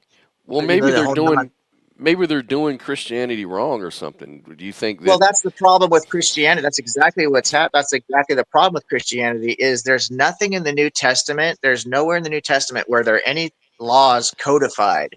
So what you get very ambiguous statements about what is the Christian ethic, what is the Christian lifestyle, what does Paul teach, and what does Jesus supposedly teach? Well, Jesus was teaching the Mm, law of Moses because Jesus right. was telling people to follow the law where you can own slaves and you can own slaves for life and you can beat them to death as long as they don't die within 48 hours. If a True. woman is essayed by a man, then the man has to pay her father some silver and she has to marry that man. This is what Jesus was teaching, that the victim of an SA would have to marry the criminal. This is insane. This is so you go to Paul to try and get some semblance of order, which is why I think most Christians aren't even Christians; they're Paulinists. But Paul said he just gives very vague, well, love and kindness and patience and stuff. Well, there's a lot of people who do terrible, terrible things because they believe it's an act of love, all the way up to political violence and everything else, because they believe they are loving something or someone or a group of people.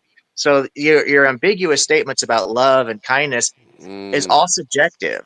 And Well, because it's all subjective, I have a feeling the two Christians are gonna come and disagree with you here, so I'll let them that's go ahead and Well, yeah, hold that's on, fair hold enough. on, But provide a because push. it's hold on, all hold on. I will. subjective, and that's a fact that it is subjective. There's no objective standard when it comes to the Bible because people don't understand the meaning of words, subjective and objective. So Uh huh. if even if they try to say, well, God's objective, God's not objective. God has a mind. God changes his state of what the law is over time. This is the definition of subjective. And whether God is objective, which it's not by definition, but even if I grant that that is objective, at the end of the day, what you have is people, Christians, who in this case, who are attempting to apply their own subjective understanding of these things. So it just doesn't provide any solutions. Yeah, we've seen things that get done when it comes to policing our neighbors using Christian standards, and that's where you get things like the Salem witch trials, And I would even Mm. say that the Red Scare was tied to this, even though that was really about Mm. communism. But I do think that there was a link, a religious link between Wow. Christianity and capitalism at that point. You're throwing a lot of red meat on there. Diesel. Diesel, is this just more rhetoric from the cult of atheism, in your opinion? Yeah, it's pretty rich that he would talk about the Red Scare relating to Christianity. I mean, that's I don't want to debate this guy on this topic. I mean, I think that would really, at least not in this forum, Right. because I think that really diminish what we're trying to talk about here. he obviously sees this as an opportunity to score some kind of political points against Christianity, which I think that really says something about his character. So anyway, Uh-oh. I don't want to have a debate. I don't want to have a debate that No, further Uh-oh. again. what I'm Uh-oh. doing is Uh-oh. responding. Hold on. What I'm doing is responding to comments that have been made because I think we're trying to look for solutions. And the other comment that I wanted to talk about was this idea that we should be using hallucinogenic drugs to tap into our humanity. And although I do agree that for some people this does help with that, but that's not across the board. There's lots of people Right. I've had experience with this where they have bad trips and it does not go That's well right. for them. The other Correct. thing I would say is that you can get into that same state through proper meditation. You don't need to use Correct. any kind of drug. So the drugs can provide a fast track for some people. I agree For with that, some people. but it's And, not and and necessary. professional oversight. That's right. Go ahead. Yeah, it's just not necessary. I mean, I think there Yeah. are other ways to do it because ultimately you have the power within you to meditate on Yeah. things. And as far as, like I said, I didn't come in here to just trash Christianity. I'm just responding to the claims that you guys are making that I just don't agree with. And if anybody wants to have a formal debate about morality, like I said, I'm getting ready to have one on the 23rd. I'd be more than happy to Oh, where are set you something having up to that do at? with. Where's that going to That's take going to be place? that's going to be on Tristan Gabriel's channel called 21st Century Minds. Tristan Gabriel. Yeah, he's an agnostic like myself, which is another thing. I know this is somebody said something about an atheist. I'm actually not an atheist. I'm an agnostic. So, as Okay. far as I'm What concerned, was the channel name again? Tristan Gabriel at what? 21st Century Minds. So the number 21 with an ST after the end. So 21st Century Minds. Okay, I'm just going to put it in the live chat. All right, Yeah, cool. yeah, Well, I'll be he's a good definitely guy. tuning in for that. Yeah. Go To ahead, address Reverend that, Gilbert. yeah, just to address it, I think most people take the Bible in the wrong way. Again, because of the limited understanding they have. Every denomination is a different level of understanding. Every creed is a different level of understanding. The issue with what Jesus said within the context of his Jewishness and the state of affairs in the world at the time he said it or espoused it, it's a simple fact that the Bible has always been contextually related or relative to the time that people are reading it. The Bible is written in an ingenious manner. And that manner is that no matter what time in history people engage the principles of the Bible, the text of the Bible, etc., it was always an evolutionary process. God is the creator of evolution. And the same principle applies even in his word, as the word and its impact in society evolves over time. And still, the Christian message is still being announced and pronounced, even through all these changes. The book, even though people want to make it look like ancient and not relative in today's society, is just as much relative to today's society, even futuristically, because it does evolve, because people evolve.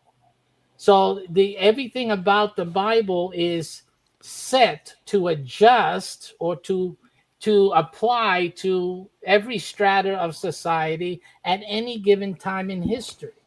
So when Jesus comes, Jesus is not trying to give kindergarten children a college education, which is what people today are expecting. Well, Jesus should have come and just laid it all out, the college truth.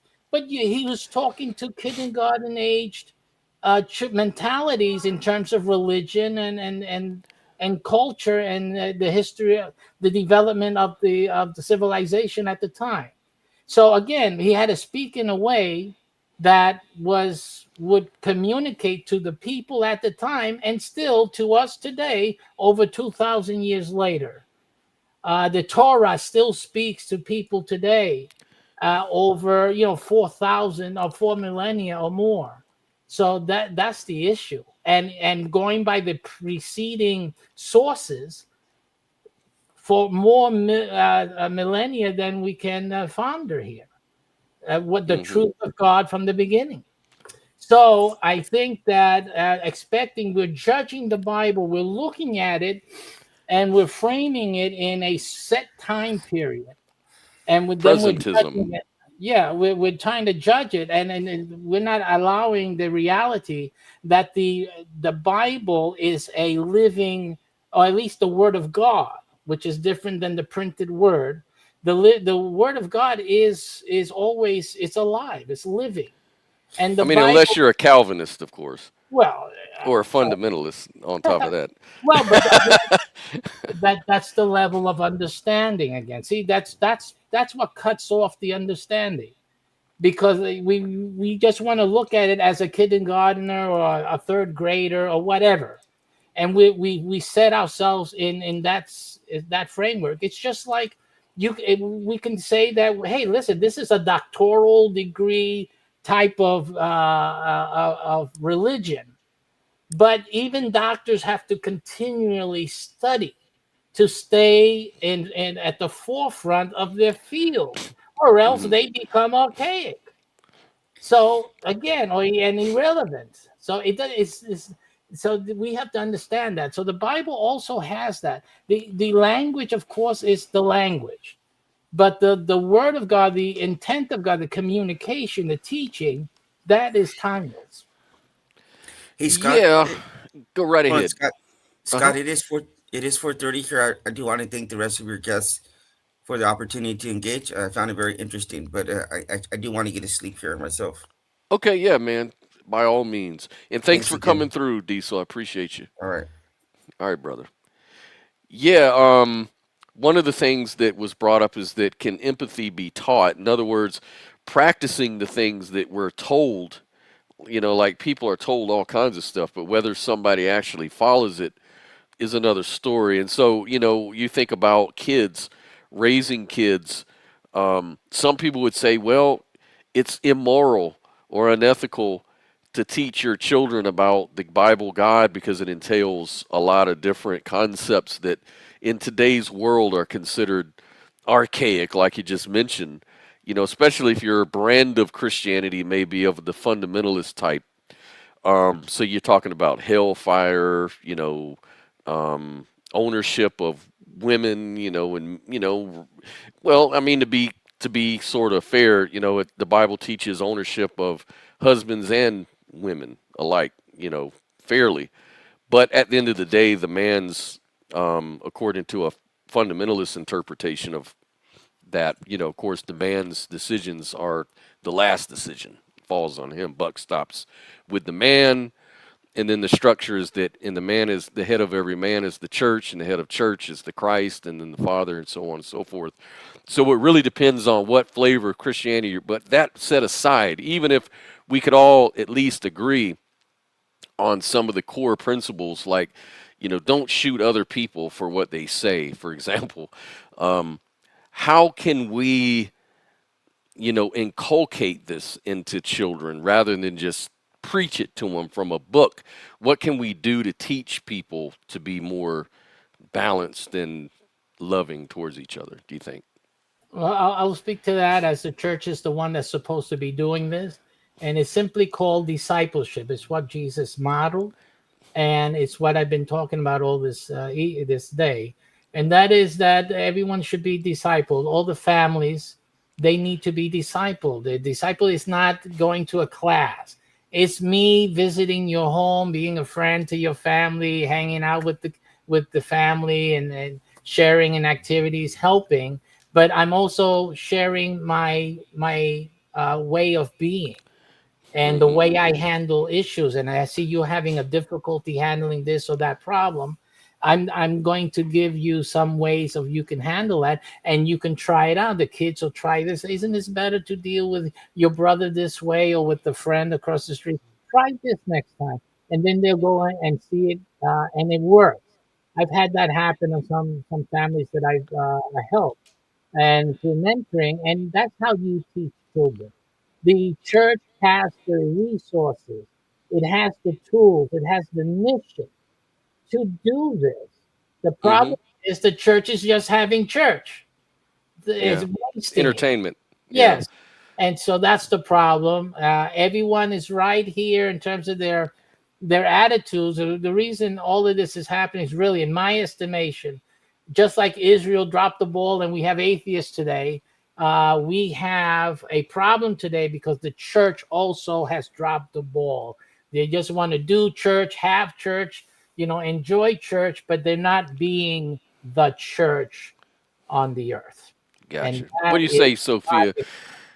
Sophia hadn't spoken a while, so go right ahead, girl. I just don't agree. I don't think we need a Bible to tell us how to be human. It just takes empathy and being in tune with what's natural. I mean, nature teaches you what's natural. It's just we have things instinctively built in us through evolution, and that's just all there's to it. I mean, if you got to read a Bible to know what to do, I think you already have a problem to begin with. And the problem with the Bible is it can be interpreted any kind of way by anybody, and that's exactly what we're seeing right here in this country. So that's not getting us anywhere, and I think it's keeping us back. It's holding us Well, back big time. well, first of all, we didn't evolve, Sophia. When have Get you out ever of seen here. a when have you ever seen a dog give birth to a non-dog? That's just the thing, this whole thing. And that's kind of what, like, I kind of associate Christianity with white supremacy, quite frankly. It's this mind frame that God chose you to be the one to have to teach me how to be, but yet you're the one who's committing all the atrocities, and then you hide Yeah. behind, and then you hide behind, I'm a Christian, and I Well, have to tell you how to be. Hawaiians also have that same sort of conversation going among ourselves that there's kind of like this bad taste in their mouth about the church because they see it as like white supremacy, and there's just a bad history, and it's kind of hard to overcome those sort of things. But Well, if you but think other about it cultures don't have logically, it though. but think Africans about it though logically, seem to Scott. really. I'm sorry. Go ahead. Think about it logically. If you believe that you're chosen, right, over Uh everyone huh. else, that in and of itself causes you to have a lack of empathy for others because you're separating yourself from everyone else. You're better than everyone else. You have the keys. You are a gatekeeper at that point. And I am against gatekeeping. Simple as that. We are all sovereign human beings. We all have our own inner light, which is what idealism teaches us, Right. that consciousness is its own light, and we all have the ability, or should have the ability, to self-reflect.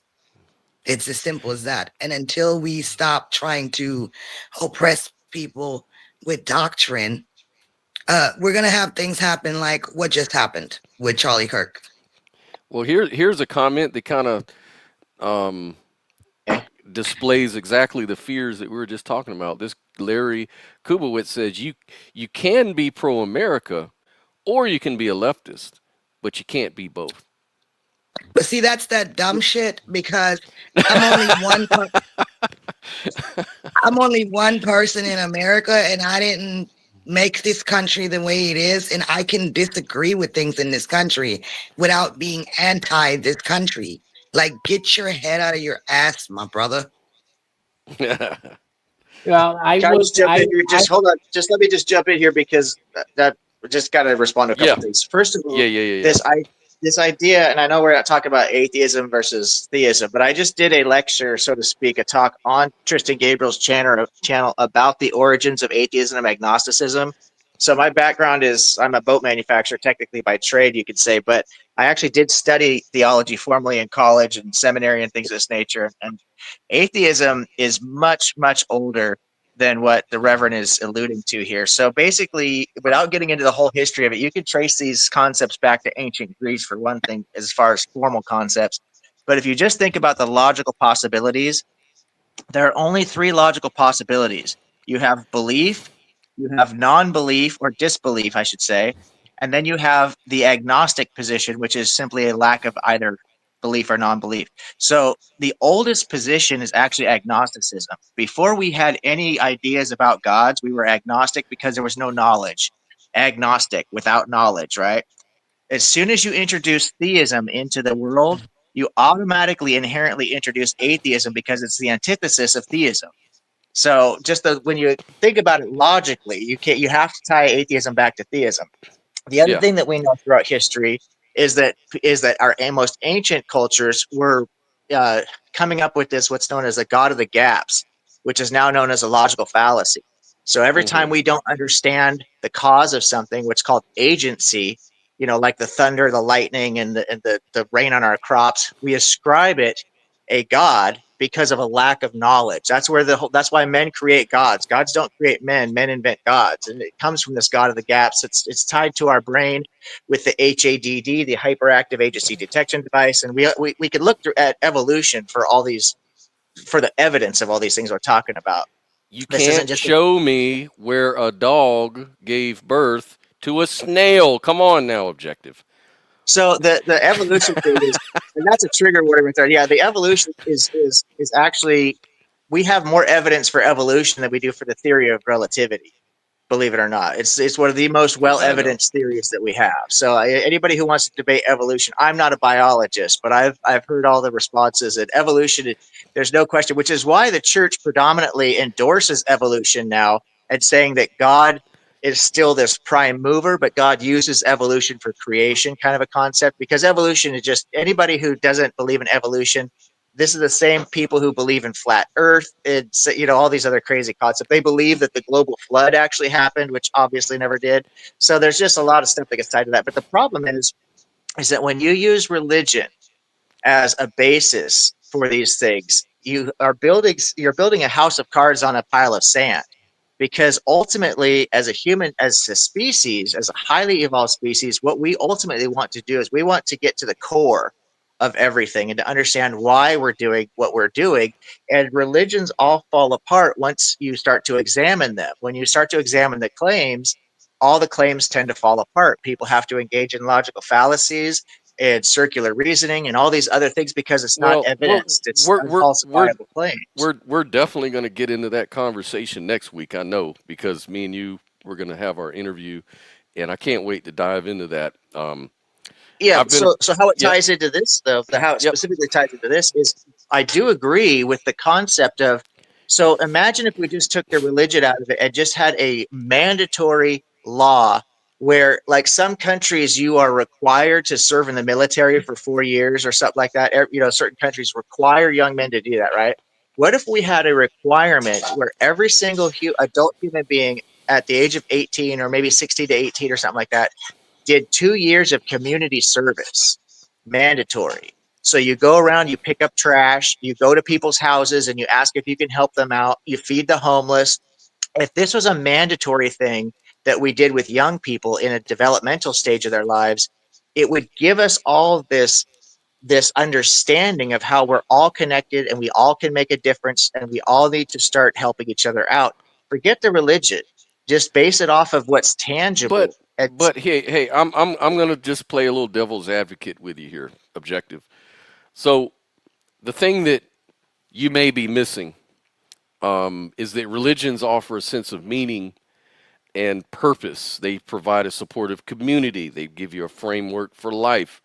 They give you divine purpose, actually, and not only just divine purpose in the here and now, but even in the afterlife. So, I mean, this sort of non-God approach seems to be sort of empty if you're not providing the afterlife and you're not providing the goodies, you know, then where's the power in that? Yeah, so what happens is there's several problems with how you, and I know you're just playing devil's advocate, so you probably already know what I'm going to say to all this, is that when you, first of all, what you're doing is you're perpetuating this us versus them mentality. And again, if you don't have something that's evidenced, something that you could look at and prove as a motivation, you can't prove heaven, you can't prove God, you can't prove any of these things empirically. And so, because it's not tangible, all you get is basically this guy who I'm going to put my faith in told me that God wants me to do this. So, I'm really following this guy or this book because God's not coming down here and telling us to do these things. So you get to this real problem where it's completely subjective, and what's it based off of? Well, it allows all these different denominations within a religion. It allows competing religions. And so none of this is really coherent if you look at it from that standpoint. The other thing is that if you believe that you have this eternal paradise that you're looking forward to, then it really diminishes. It takes away value from this life. If you believe this is all you've got, you're going to value it so much more than if you think that this is just a drop in a bucket and what you're really looking forward to is something else. If you know that this is what you've got, this is what matters, this is the time that you have, it adds value. It doesn't take away value from that. It actually adds value to our lives. Well, there's William Lane Craig, who is a very popular philosopher, or apologist rather, theologian. He makes the case that, if there is no afterlife, if there is no God, if there is none of this personal God stuff, then there's no meaning in life. Then who cares? Why not just grape and pillage all you want? He says, if there's nothing like an afterlife to look forward to, then all you have to think about is the heat death of the universe. And so why not just, there's no meaning, why not just kill yourself? Because of evolution. As a species, we are animals, and we are a social animal, and we don't want to die. We want to live, which is why we have the instinct to survive. We have this fight or flight instinct that's within us. If you throw somebody in the river that can't drown, I don't care how depressed they are and how miserable they are and how poor they are and how depressed they are, they're going to try to swim. They're going to try to save themselves, because the reality is that we have something within us that wants to live. And you have two alternatives. You either have life or death. And so if you're just embracing death, then life doesn't matter anyway. You might as well just die. But because we do live, that's the only alternative to death, is to actually live and survive.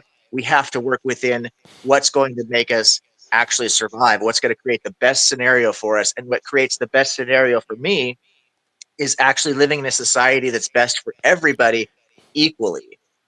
Yeah. Well, I always look at it, and I'm going to let, yeah, go ahead, Reverend. Yeah. You need to respond. He's being intellectual about it, and I appreciate that. But practically, it's called survival of the fittest. And that puts you against everyone else. The animals evolved as well. We have a world, a planet full of animals.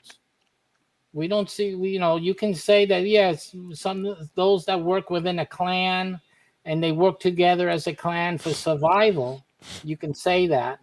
But what you're talking about, and for people who are not animals like that, because people have evolved further along, I think that's where the issue begins. Unless you dumb everyone down to be simply instinctful, then you can have that clan mentality, I guess. But you're trying to say that some animals attack other herds, other clans of the same type. I don't think that resolves it. Go ahead. No, I think what you touched on is very important, because it is a misunderstanding of what survival of the fittest actually means.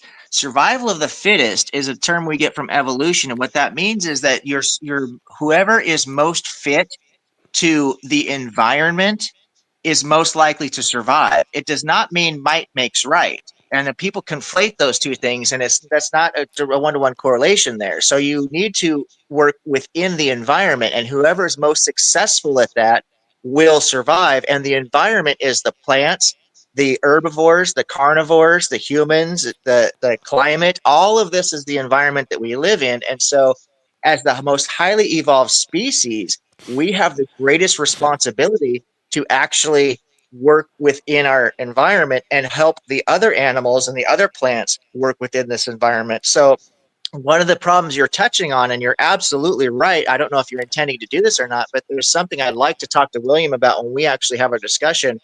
It's called the technological singularity. And so without completely derailing this conversation is we as a human species, what we have done is we've put ourselves on track to where we are ultimately going to collapse ourselves based off of the fact that technology grows at an exponential rate. And there's a whole philosophy behind it, which is fascinating. I don't know if you've looked into that, William, but it's something I'd love to discuss with you because you're very intelligent. And I think you'll have a lot of insightful things to say about something like that. But Oh yeah, so we'll definitely talk about it because I've that's one of my favorite subjects right now. It's the AI revolution, and yeah. so yeah, I've read a lot. But yeah, go right ahead. So go ahead, Reverend. I just wanted to just kind of address directly what you were saying there, but I didn't mean to cut you off. So please continue. You're gonna have to remind me where I was. Evolution, Yeah, survival of the well, fittest. Yeah. yeah, well, basically, let me point to my posit in all of this. As the Bible tells us, God created all things by his word. And that means that the word of God, his intent, his will, his planning, is in all of the things that you're pointing to. If I don't like religion myself, I know that religion is a restrictive form. It is also, so is kindergarten, and go up the upstairs and go down the downstairs. It's necessary for children, for those who are not educated enough to have self-control and to act with reason. So yes, absolutely, I'm in full agreement of what you say about religion. Absolutely. And we can all do without it because it's not needed for intelligent folks like ourselves. Because in any case, the environment, science, the universe is still based on God's truth, and we all will progress either through a religious basic ideology or through scientific study. Still we will progress and adopt or not adopt the right things to do. I don't see any difference. I'll give you the Science. last. I'll give you the last word objective. We're coming up on 3 hours, so you get the last word, and we'll call it a day. Yes. So I just to find some common ground with the Reverend, because I am an agnostic. I'm not an atheist. So as an agnostic, you'll never hear me say there is no God. I don't have belief or disbelief in any gods. I personally think it's unknowable, which is where agnosticism comes from. So if we want to say that there's a God out there, or God is energy, or I've heard a lot of very lovely ways of defining God, I have no problems with those if it causes people to have a grounding that they need or something like that. But we can't disprove it. So I give it literally a 50-50 chance. Maybe there is a God that created things with the word. What I do address are specific claims about gods that are brought into time and space, because that's something that we call falsifiable. So when I talk about religion or gods and this and that, I'm addressing claims about God, but I'm not addressing the overall concept of God. And just to wrap it up succinctly, I am very intrigued by, if not fully convinced, I'm at least very intrigued by collective consciousness concepts. And there's a theory out there called the Gaia theory and panpsychism. So I do think there are some very interesting connections that we seem to have as with life itself, with consciousness and things of this nature. So I will give a lot of leeway to certain claims that get made about God that atheists probably would not extend that olive branch. But at the end of the day, anything that's unfalsifiable is not what we should be grounding our daily decisions on when it comes to making laws, or gun laws, or addressing terrible tragedies. I mean, if it gives people peace of mind to believe that they're all dogs go to heaven, that's great. But for day-to-day functions, we have to live in the real world that we're actually, and I don't mean real world to be sarcastic or disrespectful. That's not what I'm talking about. I'm talking about the tangible world that scientific method gives us the best way to address, in my opinion. And everything else we have to supplement science with. So ideas about humanity, about God writing the law on our hearts, and what I'm calling meta ethics, things of this nature need to be harmonized with what we actually can experience and what we can test and what we can measure. So I appreciate the conversation, and I want to make sure that I know the other guy thought I was just hating on religion, because religion is a Yeah. construct. It's not. I'm not hating on the concept of a God. I'm addressing specifically problems I see with the construct of religion, and I'm looking at this from a historical basis, not just an emotional basis if I just don't like it because it's got God involved in it. That's certainly not the case. Well, my special guest, Reverend Gilbert, he has he'd probably agree with you more than you'd suspect, especially when, he has a view on what do we mean by God existing and things of that nature that sort of align, I think, with what you just said in a way. But anyways, I'm gonna go ahead. It's on 3 hours. I'm gonna respect everybody's time. Plus, I've got to eat. I'm starved. So I'm gonna go ahead and do that. And you guys have a great weekend. I appreciate your participation. Thank you, Reverend Gilbert, for coming through. And Thank the you. same thing with Objective. We're going to be talking to Objective. Do you want to blast your YouTube channel out, Reverend? Well, just look for TSPCI on YouTube. I do that, and particularly I would make sure that people who know the Kirk organization, the Turning Point, Uh-huh.